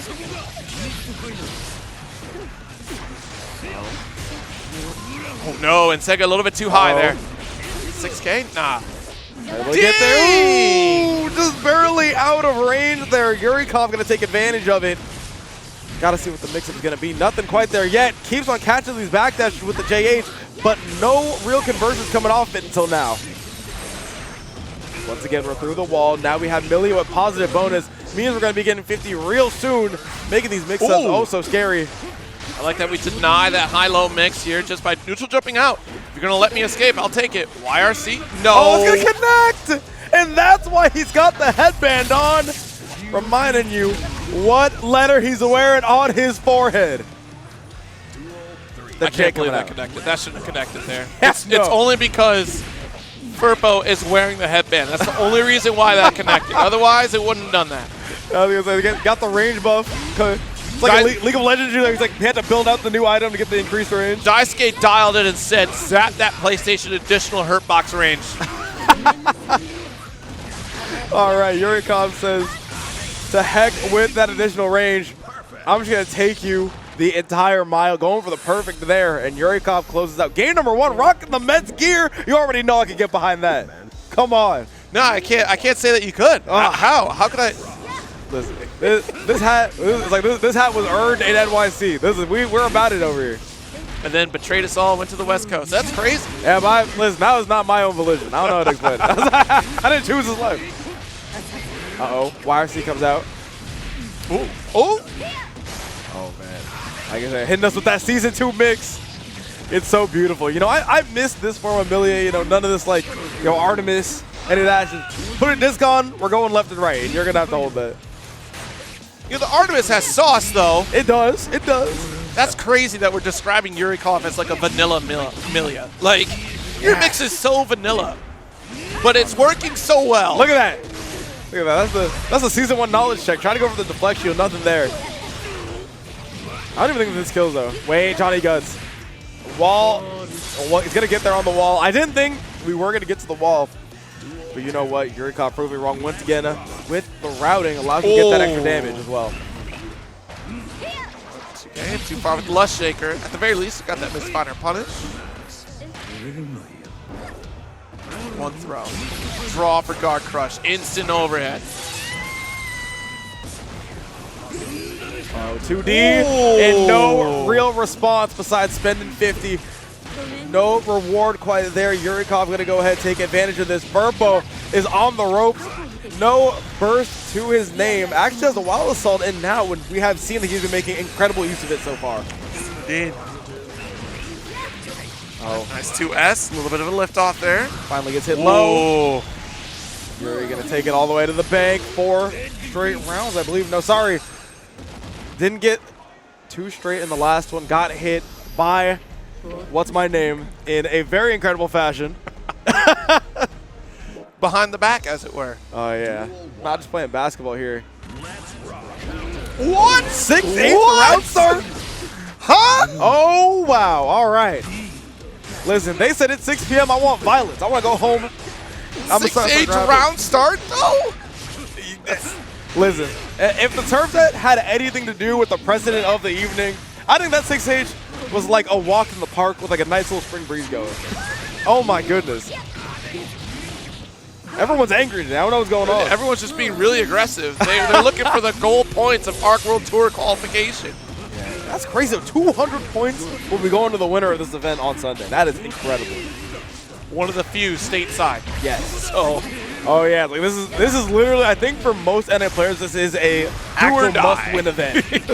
And we don't even have the LCQ in LA anymore, right? So it's not even like you can say, oh, if I don't go to this, I'll just go qualify on the West Coast. No, my friend, I'll see you in Seoul if you want to qualify for this tournament. simply see me in Seoul. Not talking about the bad guy this time either. Backing away here. Round was taken by Yurikov. 6B round start. Watch the JK. Oh. Deep hair car, but not going to work. No backup for it either. Yurikov feeling confident. Getting walked down right now.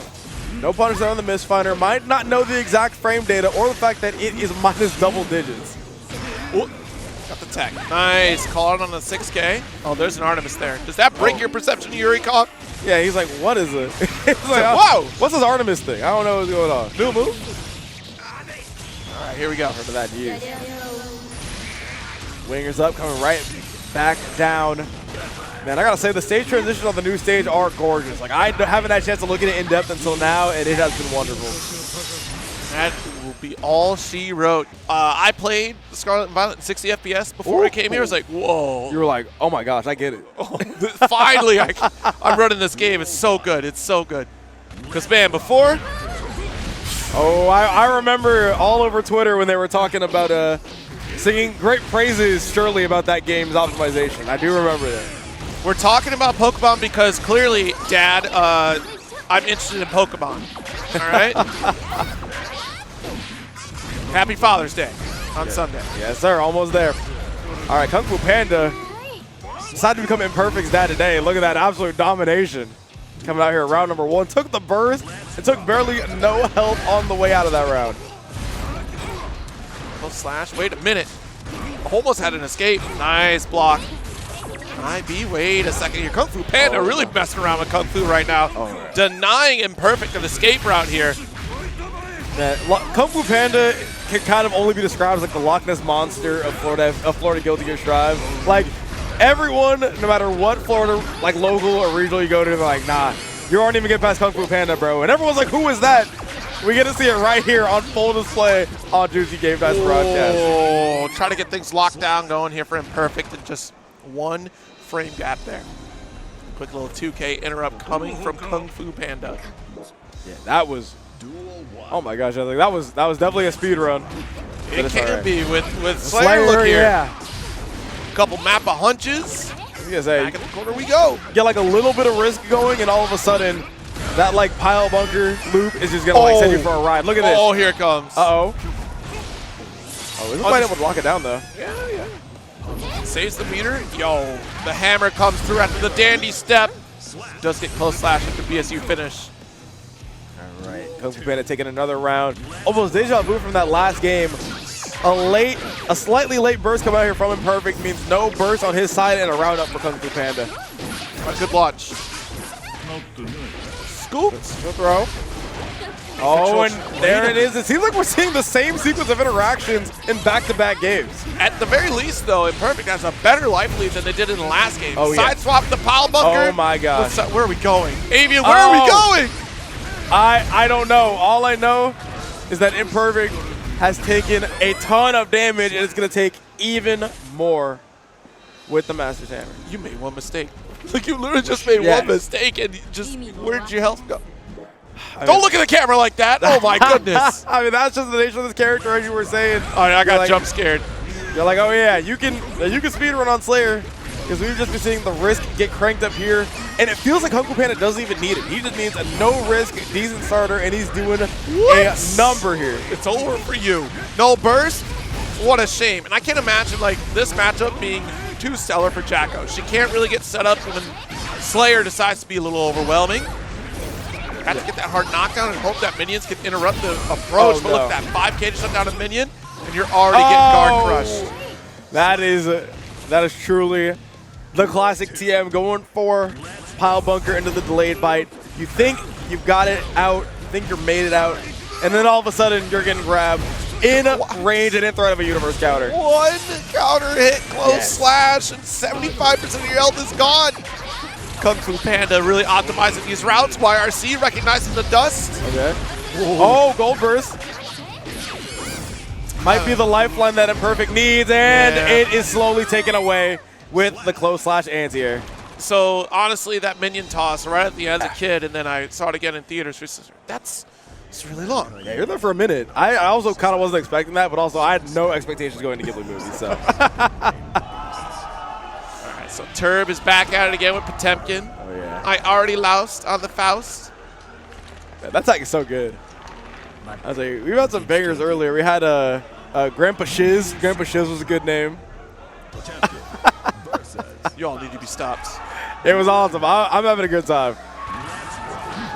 However, according to this name, I don't know if I already loused is going to have a good time, especially in this matchup of all cases. We flick the hammer back. Yeah, this has kind of gotten worse for Faust a little bit. Now that we can flick everything, this is a nightmare. Stop. What are we doing this for? Oh, my goodness. You can't escape. You can't escape the Jynx. Now, a fun fact about this matchup now is that in a few certain patterns, Meteors is actually Faust's worst item in this matchup by like a pretty wide margin. Yeah. Like, that should tell you something about how this matchup is going to go. It's scary. Like, try to play the volleyball game. Does not work out, but hey, Hammerfall Break does give you some kindergartners out for recess. Yep. Have peanut butter and jelly sandwiches over there on the other side of the screen. The Hammerfall. Oh my goodness. Oh my goodness. Don't Indeed. The armor coming through on Hammerfall. No! And the Pop Buster to close out a game. Terb. Oh my gosh. You actually supposed to close out the game. Terb. You look. I thought those were the round. I was like, oh nice, the round's over. Game. Oh my goodness. Terb just having a good old time out here destroying people's lives.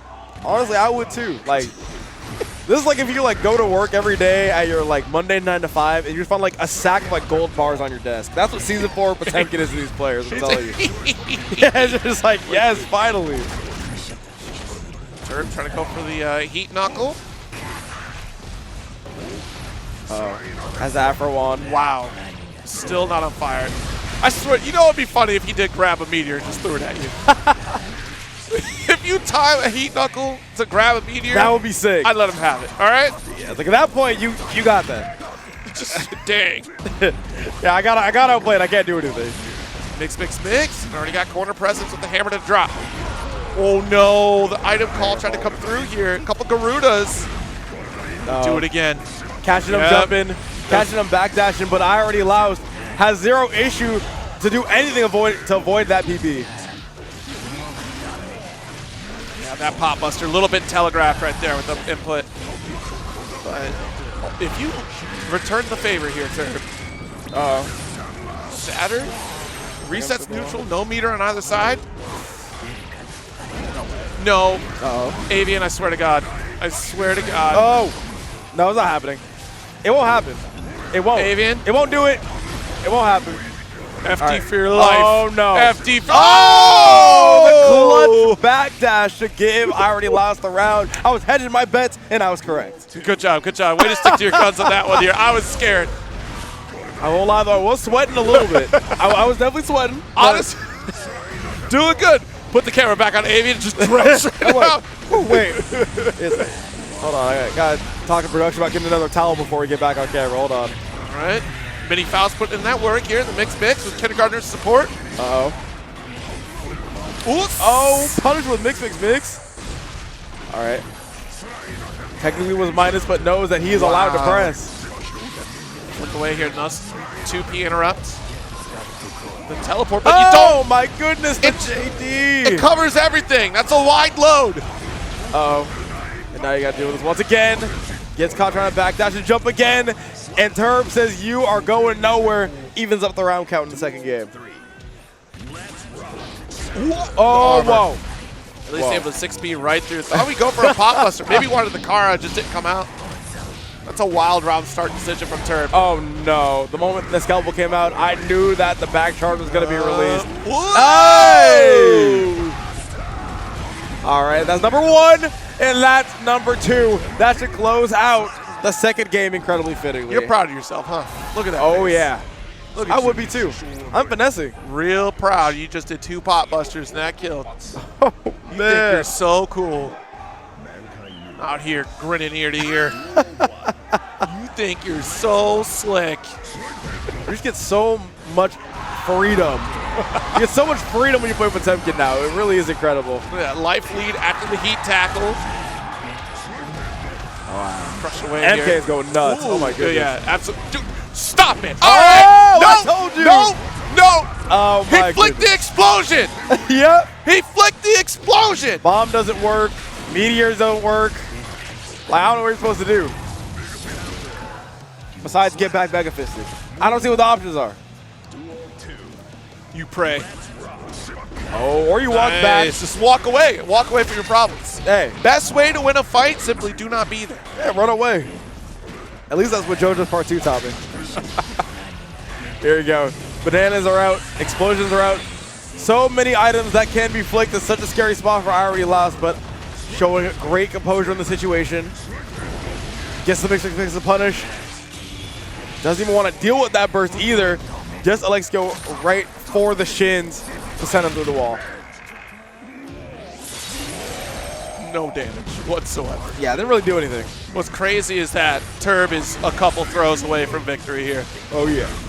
Especially on this scenario right now. Woo! Oh, no. A walk up, big counter hit, You see close the damage slash. that did I on the strike? I did. 2P. You better hope.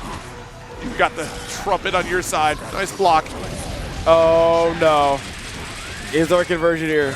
There should be. There is. Oh, so heat knuckle again. Ends up getting bursted.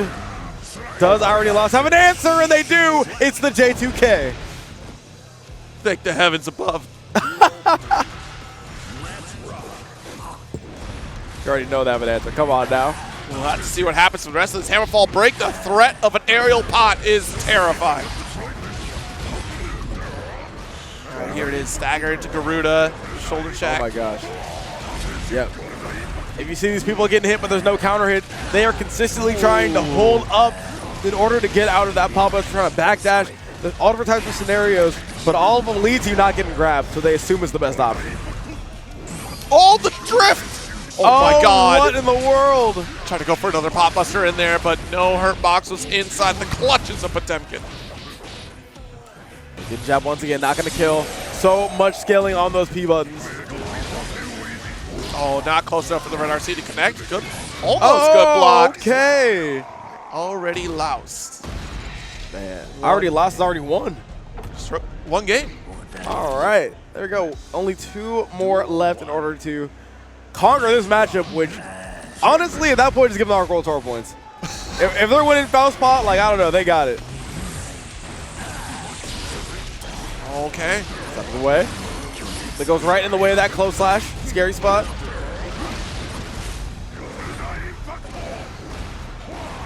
Has to find a way out. That trumpet is already looming. If Potemkin gets it, it could spell trouble. But so could this conversion off of the Garuda. and into the charge dust to set point for Terb. Nice. Actually, we get a free haircut for this one here. Oh no, doesn't get the Gold JD, burst. just that burst. Nice. Anti-air 6B. Missed. Oh my goodness! The latter frames of the HPB ended up getting hit there. Not Nice. sure if I already lost intended to do that, but if they did, that was incredibly cerebral. Good That job. is, you think Daisuke in that moment for that one. Yes. I don't know how intentional that was, but regardless, it was an incredible play. And now, already lost is going to try to turn that into a round win. So far in prime position, has to land one more strike, one more stro, and it's looking like a strike is going to be it. Far slash into the 2H to seal the deal. Toss, mix. Kept things a little fresh with the 100 tons. Oh. Flicking the hammer. There's our crush here. YRC wants to steal back the turn. Laos does not want to let Terb run away with it here. Oh, and then once again, getting caught by that sweep. So scary to know that Potemkin players in your head like that. Guard cancel away. Fortunate JD, but look at the life deficit that we're at here. Slide head knockdown. Yes situation. Not a full conversion, but this one will do. That's her.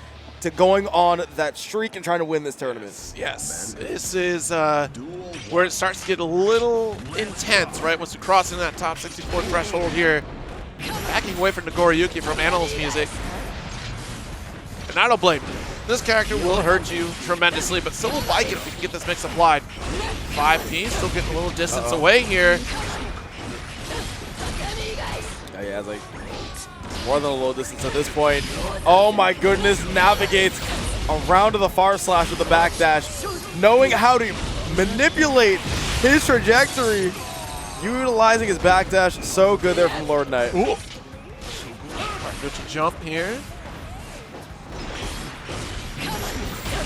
A little pull. Red RC, let's keep it high. Nice backdash away from Yozansen. Oh, what a jab. And what a way to close out the round. Yep. Good little gamble to take right there. You already have that full health bar anyways. JS, my beloved.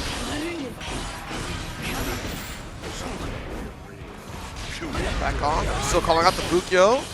So desperate to close the gap there. Sometimes it's worth taking a little bit of patience before closing against Baiken. Oh, yeah. There it is. Being played in. Or clone in, rather. Sitting here trying to see who's going to make the first committal move. Both of these characters have to be very gung-ho with their approach. Ooh. Oh my goodness. No cancel there from Lord Knight. He's the Animals Music going to get another chance. A chance that's swiftly denied by the Lord Knight to K2D. There it is. Dust for launch. What are we holding up for burst that long for? I was going to say, I was like, that's not the spot you want to be in, especially knowing that any parry can take you down, and LK takes advantage. Yeah, absolutely. It's some of that fear, right? Because you know your opponent realizes you have to burst out of this situation no matter what. So how long do you ride it out waiting for a burst bait that certainly was not going to be there? And Lord Knight going to send it all the way. First game up. First game up and first game put away. I got to see the spark that got Animals Music all the way here to this winter semis. It's coming out from him. Lord Knight immediately on the trail once again. Now going into this wall break with a humongous life lead and the burst advantage as well. This is looking like LK's game to lose. Strong round here. Let's see what Animals will have an answer. Let's get the Wallace on the blue edition. Jeez, nice Kabari chase down here. Yo, that's a deep my cut. Goodness. With the drift across under with tap dust, the swoop. You know what? I feel like Lord Knight's probably played Guilty Gear before. I can't just, something about it. Can't put my finger on it. It might have been a part of this franchise before. Try to go for the cheeky throw. Not going to be able to find it. Oh, trying to go for the guard cancel parry there. Going to be no luck, and look at the combo that Animals Music is able to get. So much damage onto the table. Oh, jeez, close slash. Not getting opened up by the Ozansen. But I think we tried to bait out a burst right there, and there was no need. Get thrown. The speeder available. So that reversal opportunity, YRC even guard crush, and we did strip burst. Okay. There's the YRC to call. Oh, Nice no. parry. Oh, what a perfect burst coming out here from Animals Music, and what a perfect parry coming out here from LK to take game number 2. That got so scary. Everything was left on the table on the side of Animals Music. We got the YRC. That resource didn't work. Go for the bursting, a little bit of breathing room. And still the scramble. Lord Knight maintaining control to put themselves in a 2-0 lead. There we go. Oh, man. The jumping JS is so potent every single time. Now has backed Lord Knight into the corner. And with 2 blood, this is a scary spot to be. Whoa. Oh, no. Oh, what a mash. And Lord Knight ended up pressing. Should have been dead, not going to be able to find it. Yo, Zotson, what a way to close it out. Gets a thread of life to hang on to and rides it all the way out the well. Really well done there. I was definitely scared. After the blood rage, like that could have been all in favor of Animals Music. Look at this right now. The blood rage is cranked though. Oh, yeah. Still gonna go. All right. Does get the parry.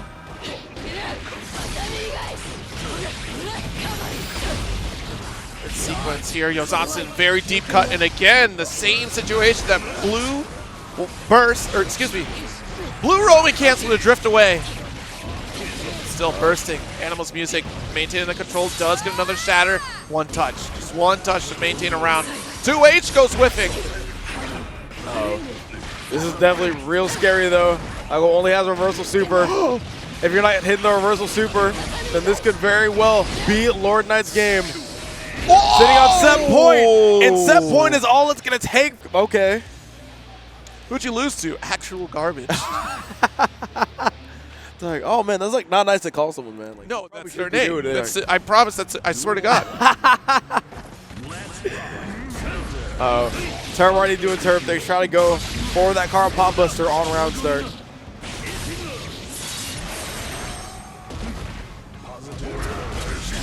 Nice pump fake, but still going to get caught tumbling to the background here of the east side of the screen. Oh yeah.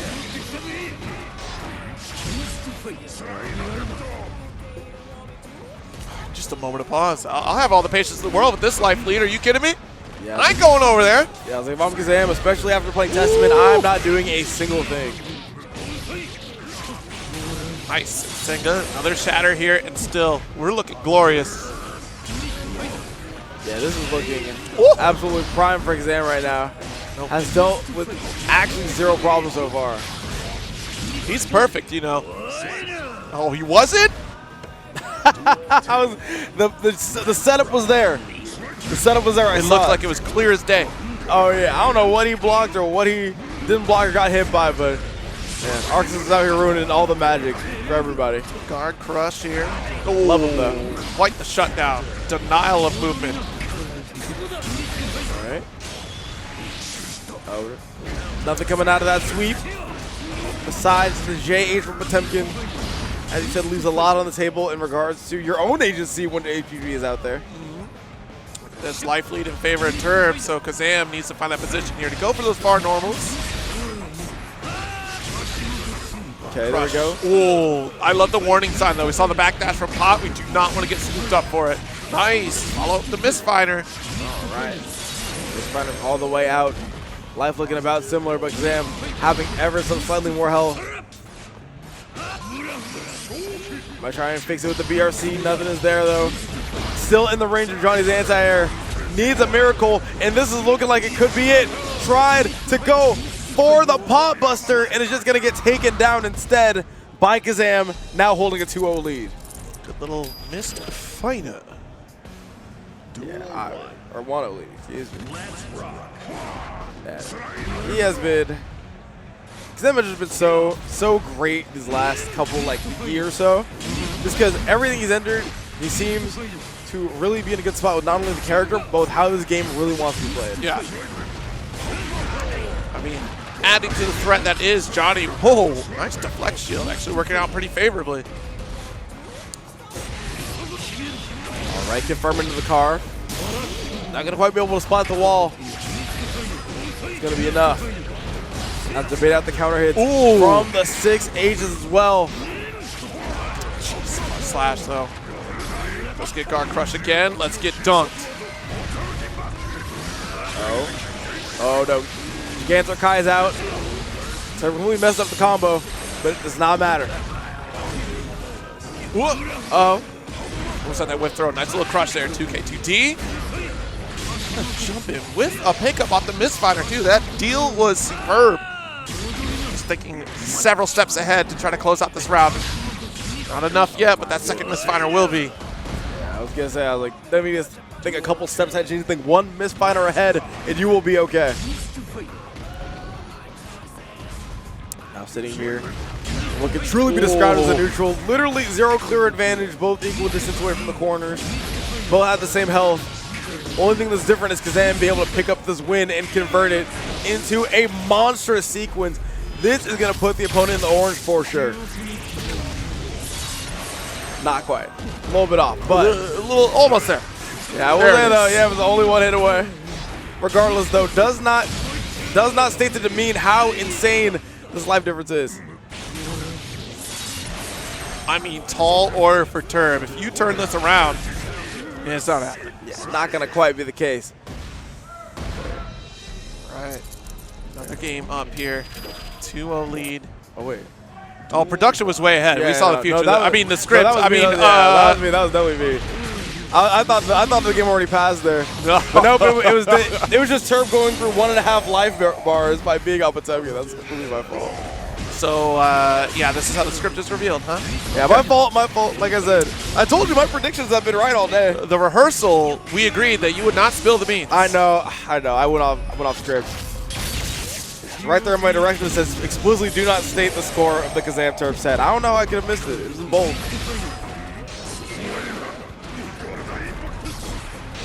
Oh, man. Oh, not a full follow-up. Yeah, did not believe in that follow-up at all. It was a weird shot. Like, I probably wouldn't have believed either, honestly. It's too close. Not at all. There we go. Perfect coming out here from Kazam. We thought that it was 3-0 before. It might be 3-0 right now. Just judging at the state and condition of each of these characters. I mean, look at the risk gauge that was so cranked up a moment ago. Red RC, close slash to get a little bit of a pickup here. Not quite opting for Shatter, but we'll take this one. Going for 6K as well. Perfect way to end the round. Oh. I was gonna say, this is the start that Terb needs if he wants to make a comeback. Counter at close slash is an incredible starter. It would bring that life total to just about even. Another guard crush here. Oh, still backing off. Right. One more touch, finally bursting away. Uh-oh, and the misfinder is what's gonna be what closes it out. Another Out of my controller. And I look over and go, oh, wait, I have a tournament today. I needed them to do that, and we just start having scripts so that it just like auto boosts up your game in matchmaking the moment you have a tournament set. It was so cool. And I didn't have to search for him, it just auto did it. It was insane. Here we go, Christian Crab up against Blood Saiyan. Set here with the Happy Cast for the first time, up against the duelist of all duelers. Oh yeah. One of the rare believers in the heart of the card still in Christian Crab, and not too many Oscars still around. Goodness. Very good hand. Yeah. Slow staff is the only thing that you kind of need to get rid of in this deck. Christian Crab may have a use for it, but as it stands right now, you want a lot more of those green, blue, and mana reduction cards. There's the mana reduction. I've seen a lot of folks really mess around with the Gravity Wells staff quite a bit. Honestly, one of the best spells that we could have. But you're not going to get much of an opportunity if you have to block in this corner like this. You're on a sliver of mana. That shield is almost down and out, but it's not going to matter on the next strike. Yeah, it's like you will be dead regardless of what hits you next strike, shield or no shield. And it's looking like Christian Crab took the memo to heart, decided that this was going to be the time where he turns it on. All right, you know what? They must have changed something for the RNG because Oscar cards, as of late, have been insanely good. Oh, like, yeah. why are they... Oh my goodness, 2 Screamers and a DP, and gets another one in the tank as well. You're out of mana. That's it. You're out of line. Oh my gosh. See, the problem is I always forget the test case colors. On the blue, green, and yellow? Yes. I believe... Oh, shoot, you're so right. Yeah, Test case number 3 is blue, I think. Test case 1 is yellow, and One is yellow. green is 2. For sure. Yeah, one being yellow makes a lot of sense because I was like, all right, like Christian's getting a lot of like really good cards. And test case 1 is the one that's the initiator, right? I missed it. It was blue is 3. No, I was right. Thank you so much, Keltai. I feel so vindicated that I still got it. Still got it. There we go. Yeah, I was like, 'cause I feel like, you know, when you kind of look at like the Oscar cookbook, a lot of people say that the party starter is test case 1. You have a lot of really solid cards. Yes. But then again, your goal is to take those cards you get from test case 1 and immediately shift it over to 3, so you get access to those screamers, you get access to those really nice control spells like the mana reduction and instant mana gain.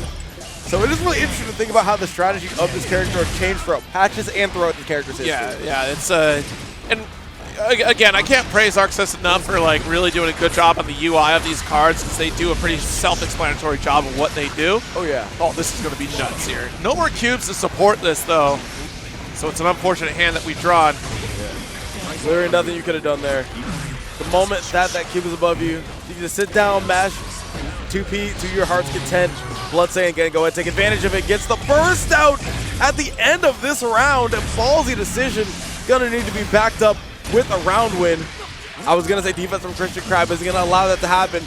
2 tap dust go unblocked. Oh my days. Priscilla, I never noticed until you said that. I never noticed that. Never noticed what? So, very also really cool UI, because I remember this change now. So it says the rings will tell you what test case it is. There's 1 ring, there's 3 rings. Oh, wow. That's insane. This whole time, I could have made it easier for myself. We were guessing the entire I time. associated color. I always associated I always color. did That too. was I'm it. like, all right.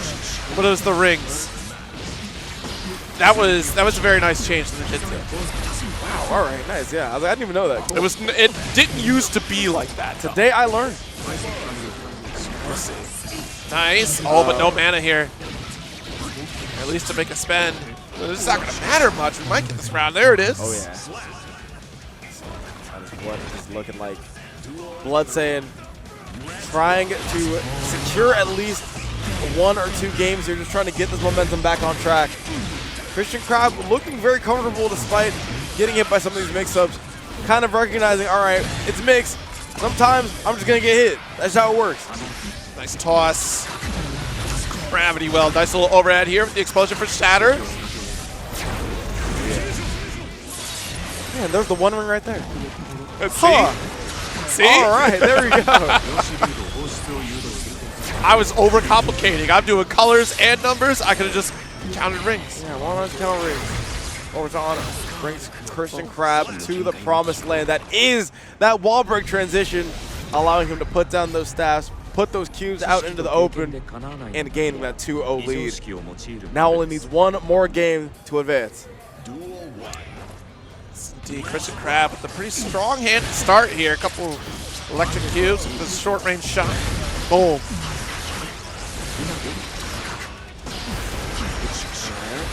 There we go. Oh, catches the IED. Wow. What a conversion as well. We do have an uppercut available here as well. Plenty of resources to see if we catch. And it does, still fires through. No shatter, but look at the explosion with the guard crush. Might have been a little better, to be honest. Now you look at it. Oh, quite the reaction Oh to the my tap goodness. dust coming through. All right, set point for Christian Crab. Trying to close things out right now. Has 3 screamers in the tank and an overhead. What a set of cards to get. Oh my goodness. And yeah, this converts to a wall crush. Nice little charge here. Smart play. Oh, and gets thrown there. A bit too lost in the sauce there on that tap dust attempt. And now Bloodstain goes for the burst, gets the positive bonus. No concentration to his name, though. Multi-hitting normal there, though, with the electric cube. Trying to cycle through a good hand. I think we're getting a little antsy. That's a full dump. Uh-oh. I don't think we... Yeah, I think you just kind of send that out, to be honest. Maybe it was just a reset, because look at it now. We have 29 stock backed up again, and we got even better cubes for it. So well done. My I do goodness. believe that, I don't know if Loser's Quarters gets out. I believe it does. The losers quarters? Yes. Losers quarters will be getting out here. That's why we're still waiting on Yurikov. Show back up and down music and Ace. Time for JJD to shine, though. Yeah, especially with this Anji. If we can maintain this corner pressure against Slayer, giving no opportunity to fight back out, it's kind of a tough scenario, right? Because you're still quite the strike throw character on the side of Anji.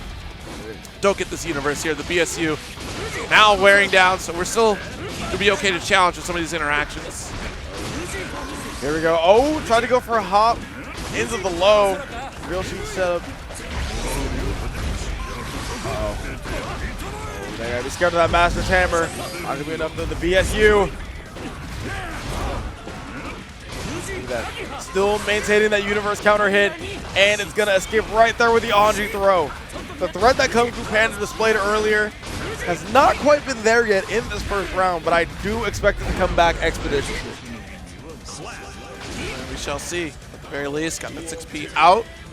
Right to a Fujin after to finish the round. 5K round start, pretty tame for a Slayer, all things considered. All right, there's the tap dust.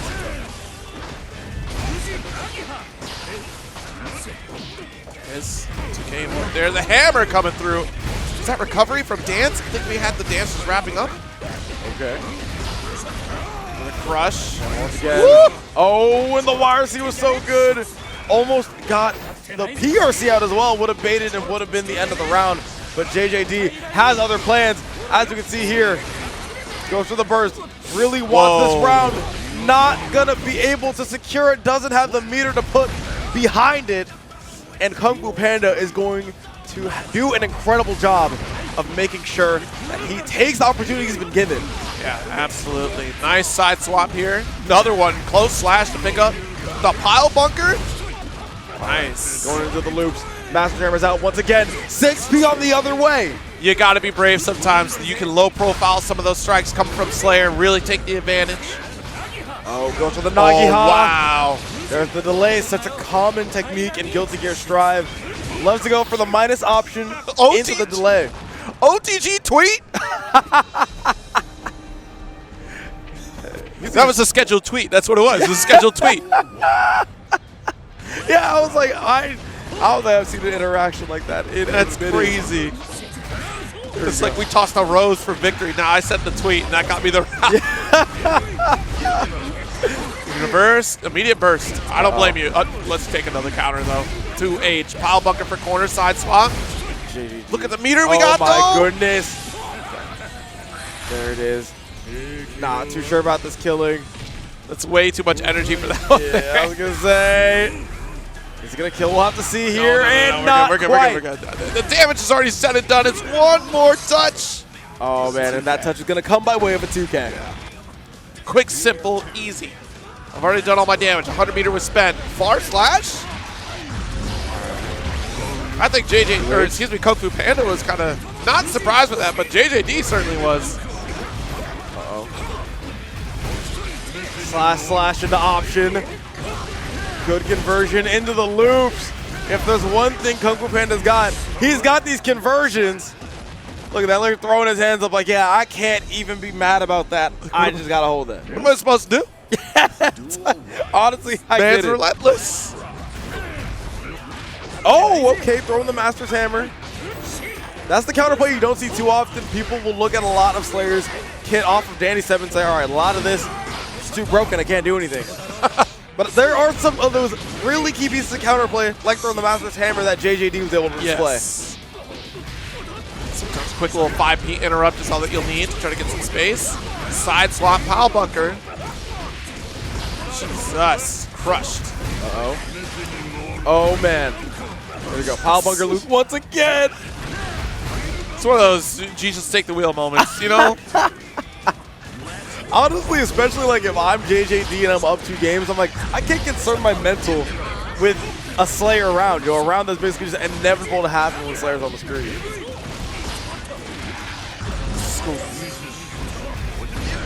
Good Lord. The guard crush. Oh. Has a reversal timing as well. Not going to be enough, though. Kung Fu Panda bringing it back in the set with that jab to close it out as Nancy. Only putting 1 point on the board here. Ko? Uh-oh. Oh no. I'll challenge you in the 2P war. Nice. Well, slash. Let's get the launch here with the dust. Now that's looking like the perfect thing you were searching for before immediately taken away by the Midare. Yeah, let's close it out here. Another close slash out to the RC. 3 straight round wins coming by way of Kung Fu Panda. Is the download complete? We're going to have to see by the time Game 5 rolls around. Back with the JK. 2P interrupt, though. Yeah, it's so scary. You knock back Slayer, and the threat of 2H is so dangerous. Oh, my goodness.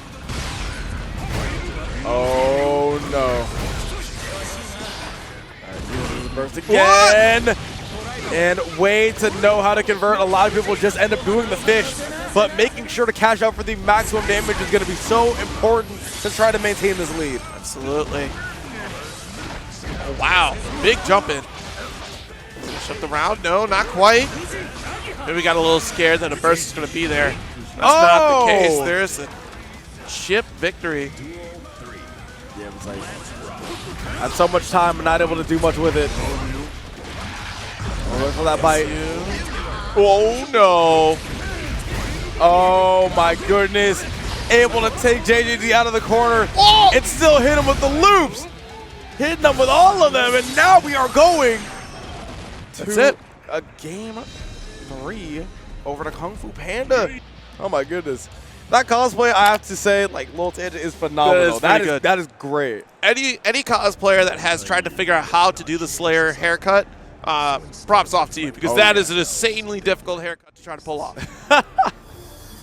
All right, we have seen Animals music. We have not seen Ace before. Not seen Ace. But we have seen Animals music, as you said before. Very fundamentally sound Nagaryuki. Likes to play a lot in that range where they're going to be sitting at around like 2.5 blood. So you get really good access to those long normals. You get access to a lot of chip damage. Get access to a lot of real damage, especially if those connect. But your movement options become incredibly limited. So it's really interesting to see how this playstyle is going to synthesize into a winning set. All right, jump back away. 2K2D is the start. Yeah, because the explosivity from Ace can just happen at any given moment. Whereas, like, to your point of just animal music kind of has to be cautious with that blood cage. Burst away. What a 6B. Very bold call out here.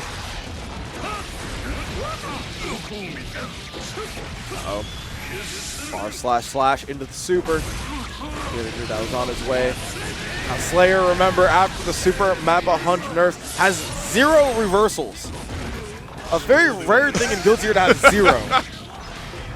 Good. Now, I'm not complaining. I'm just saying that is definitely a tidbit that needs to be considered when thinking about your gameplay. Yes. You don't want to lose. Oh, yeah. That's the important. Just don't lose. Keep winning. Keep winning, you never lose. All right, Dandy K for the low attempt. Burst out here by Ace. Animals music. Was able to clear out that first round, but hasn't been able to get much going since. PRC trying to extend a bit more. Nothing into it, though, so just a 5P. There you go. All right. Opportunity for Animals. Try to build this back up. Got the blood, and still able to convert quite the trade. Trade coming out here. Ace now on the ropes. Just hits him with the fully charged Wild Assault. Not going to quite be able to kill there with the 6H, but it's going to be darn close. The white Wild Assault just comes through. Uh-oh, has to get the burst out. Wants to go for the win, and is going to do so. Teleport Beyblade coming out to secure Animals music. That was the hunch that got Wild Assaulted? Yes. Yes. Sat there and was like, you know what? I am going to send it full charge. I don't care if you grab me. I don't care what happens to me. Fist meets fate. That's what happened. Fist meets fate. All right. We're sending That's close very once close. again. The rage. Oh, I like that. That's a great option there. Coming out here from Animals Music says, all right, I'm at the point where I am going to be bursting or I'm going to be blood popping. I might as well get a nice little conversion with it as well. You know what? It paid off for you. I was Yep. going to say that was a ton of work that Ace did not have to do to get that, you know, equal playing field of life. Oh, one thing happens to YRC, I was going to say. If that YRC comes out, I'll be a happy camper. And just getting far slashed to death. Not much that Slayer can do about it besides sending the 6P, letting them know you are not scared of that button at that range. Beyblade there. Whoa! Oh, no. Good backdash into the backslash.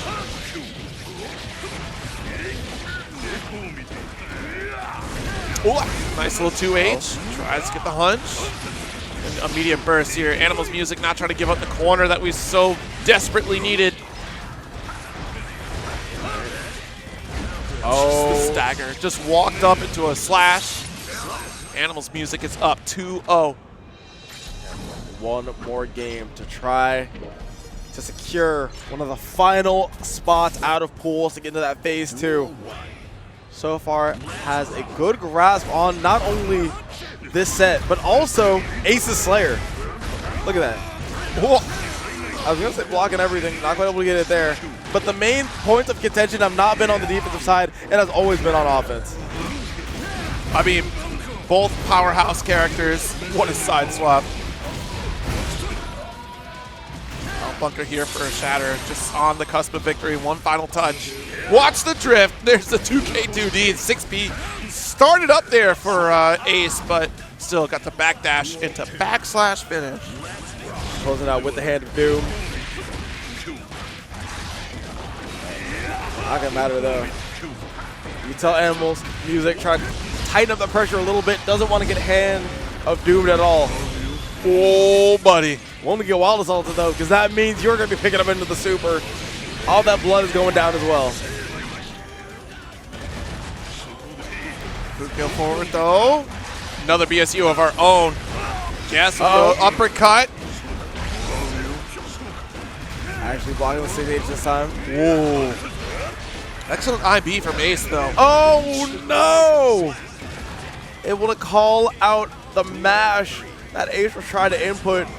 Able to close out that round, and now Animals Music is sitting on set point. Excellent little launch. Close actually there. Punch there, Dandy K. Oh, what a JP! Uh-oh. Has the burst. You aren't gonna bait it, my friend. Yo, you might as well kill. Baiting the burst, especially in these last few rounds, is so Whoa. hard. Like the chase down with the recognition of at least the Bukyo back. 2H just get a conversion. That is not ideal for Ace, who has to burst to maintain that corner. I mean, I was gonna say, I was like, that doesn't look super ideal, but maybe specifically for not this matchup, but this player-to-player matchup, that could be beneficial. Let's see if that's gonna kill. It's looking good. The freeze frame is there, and the set is gonna be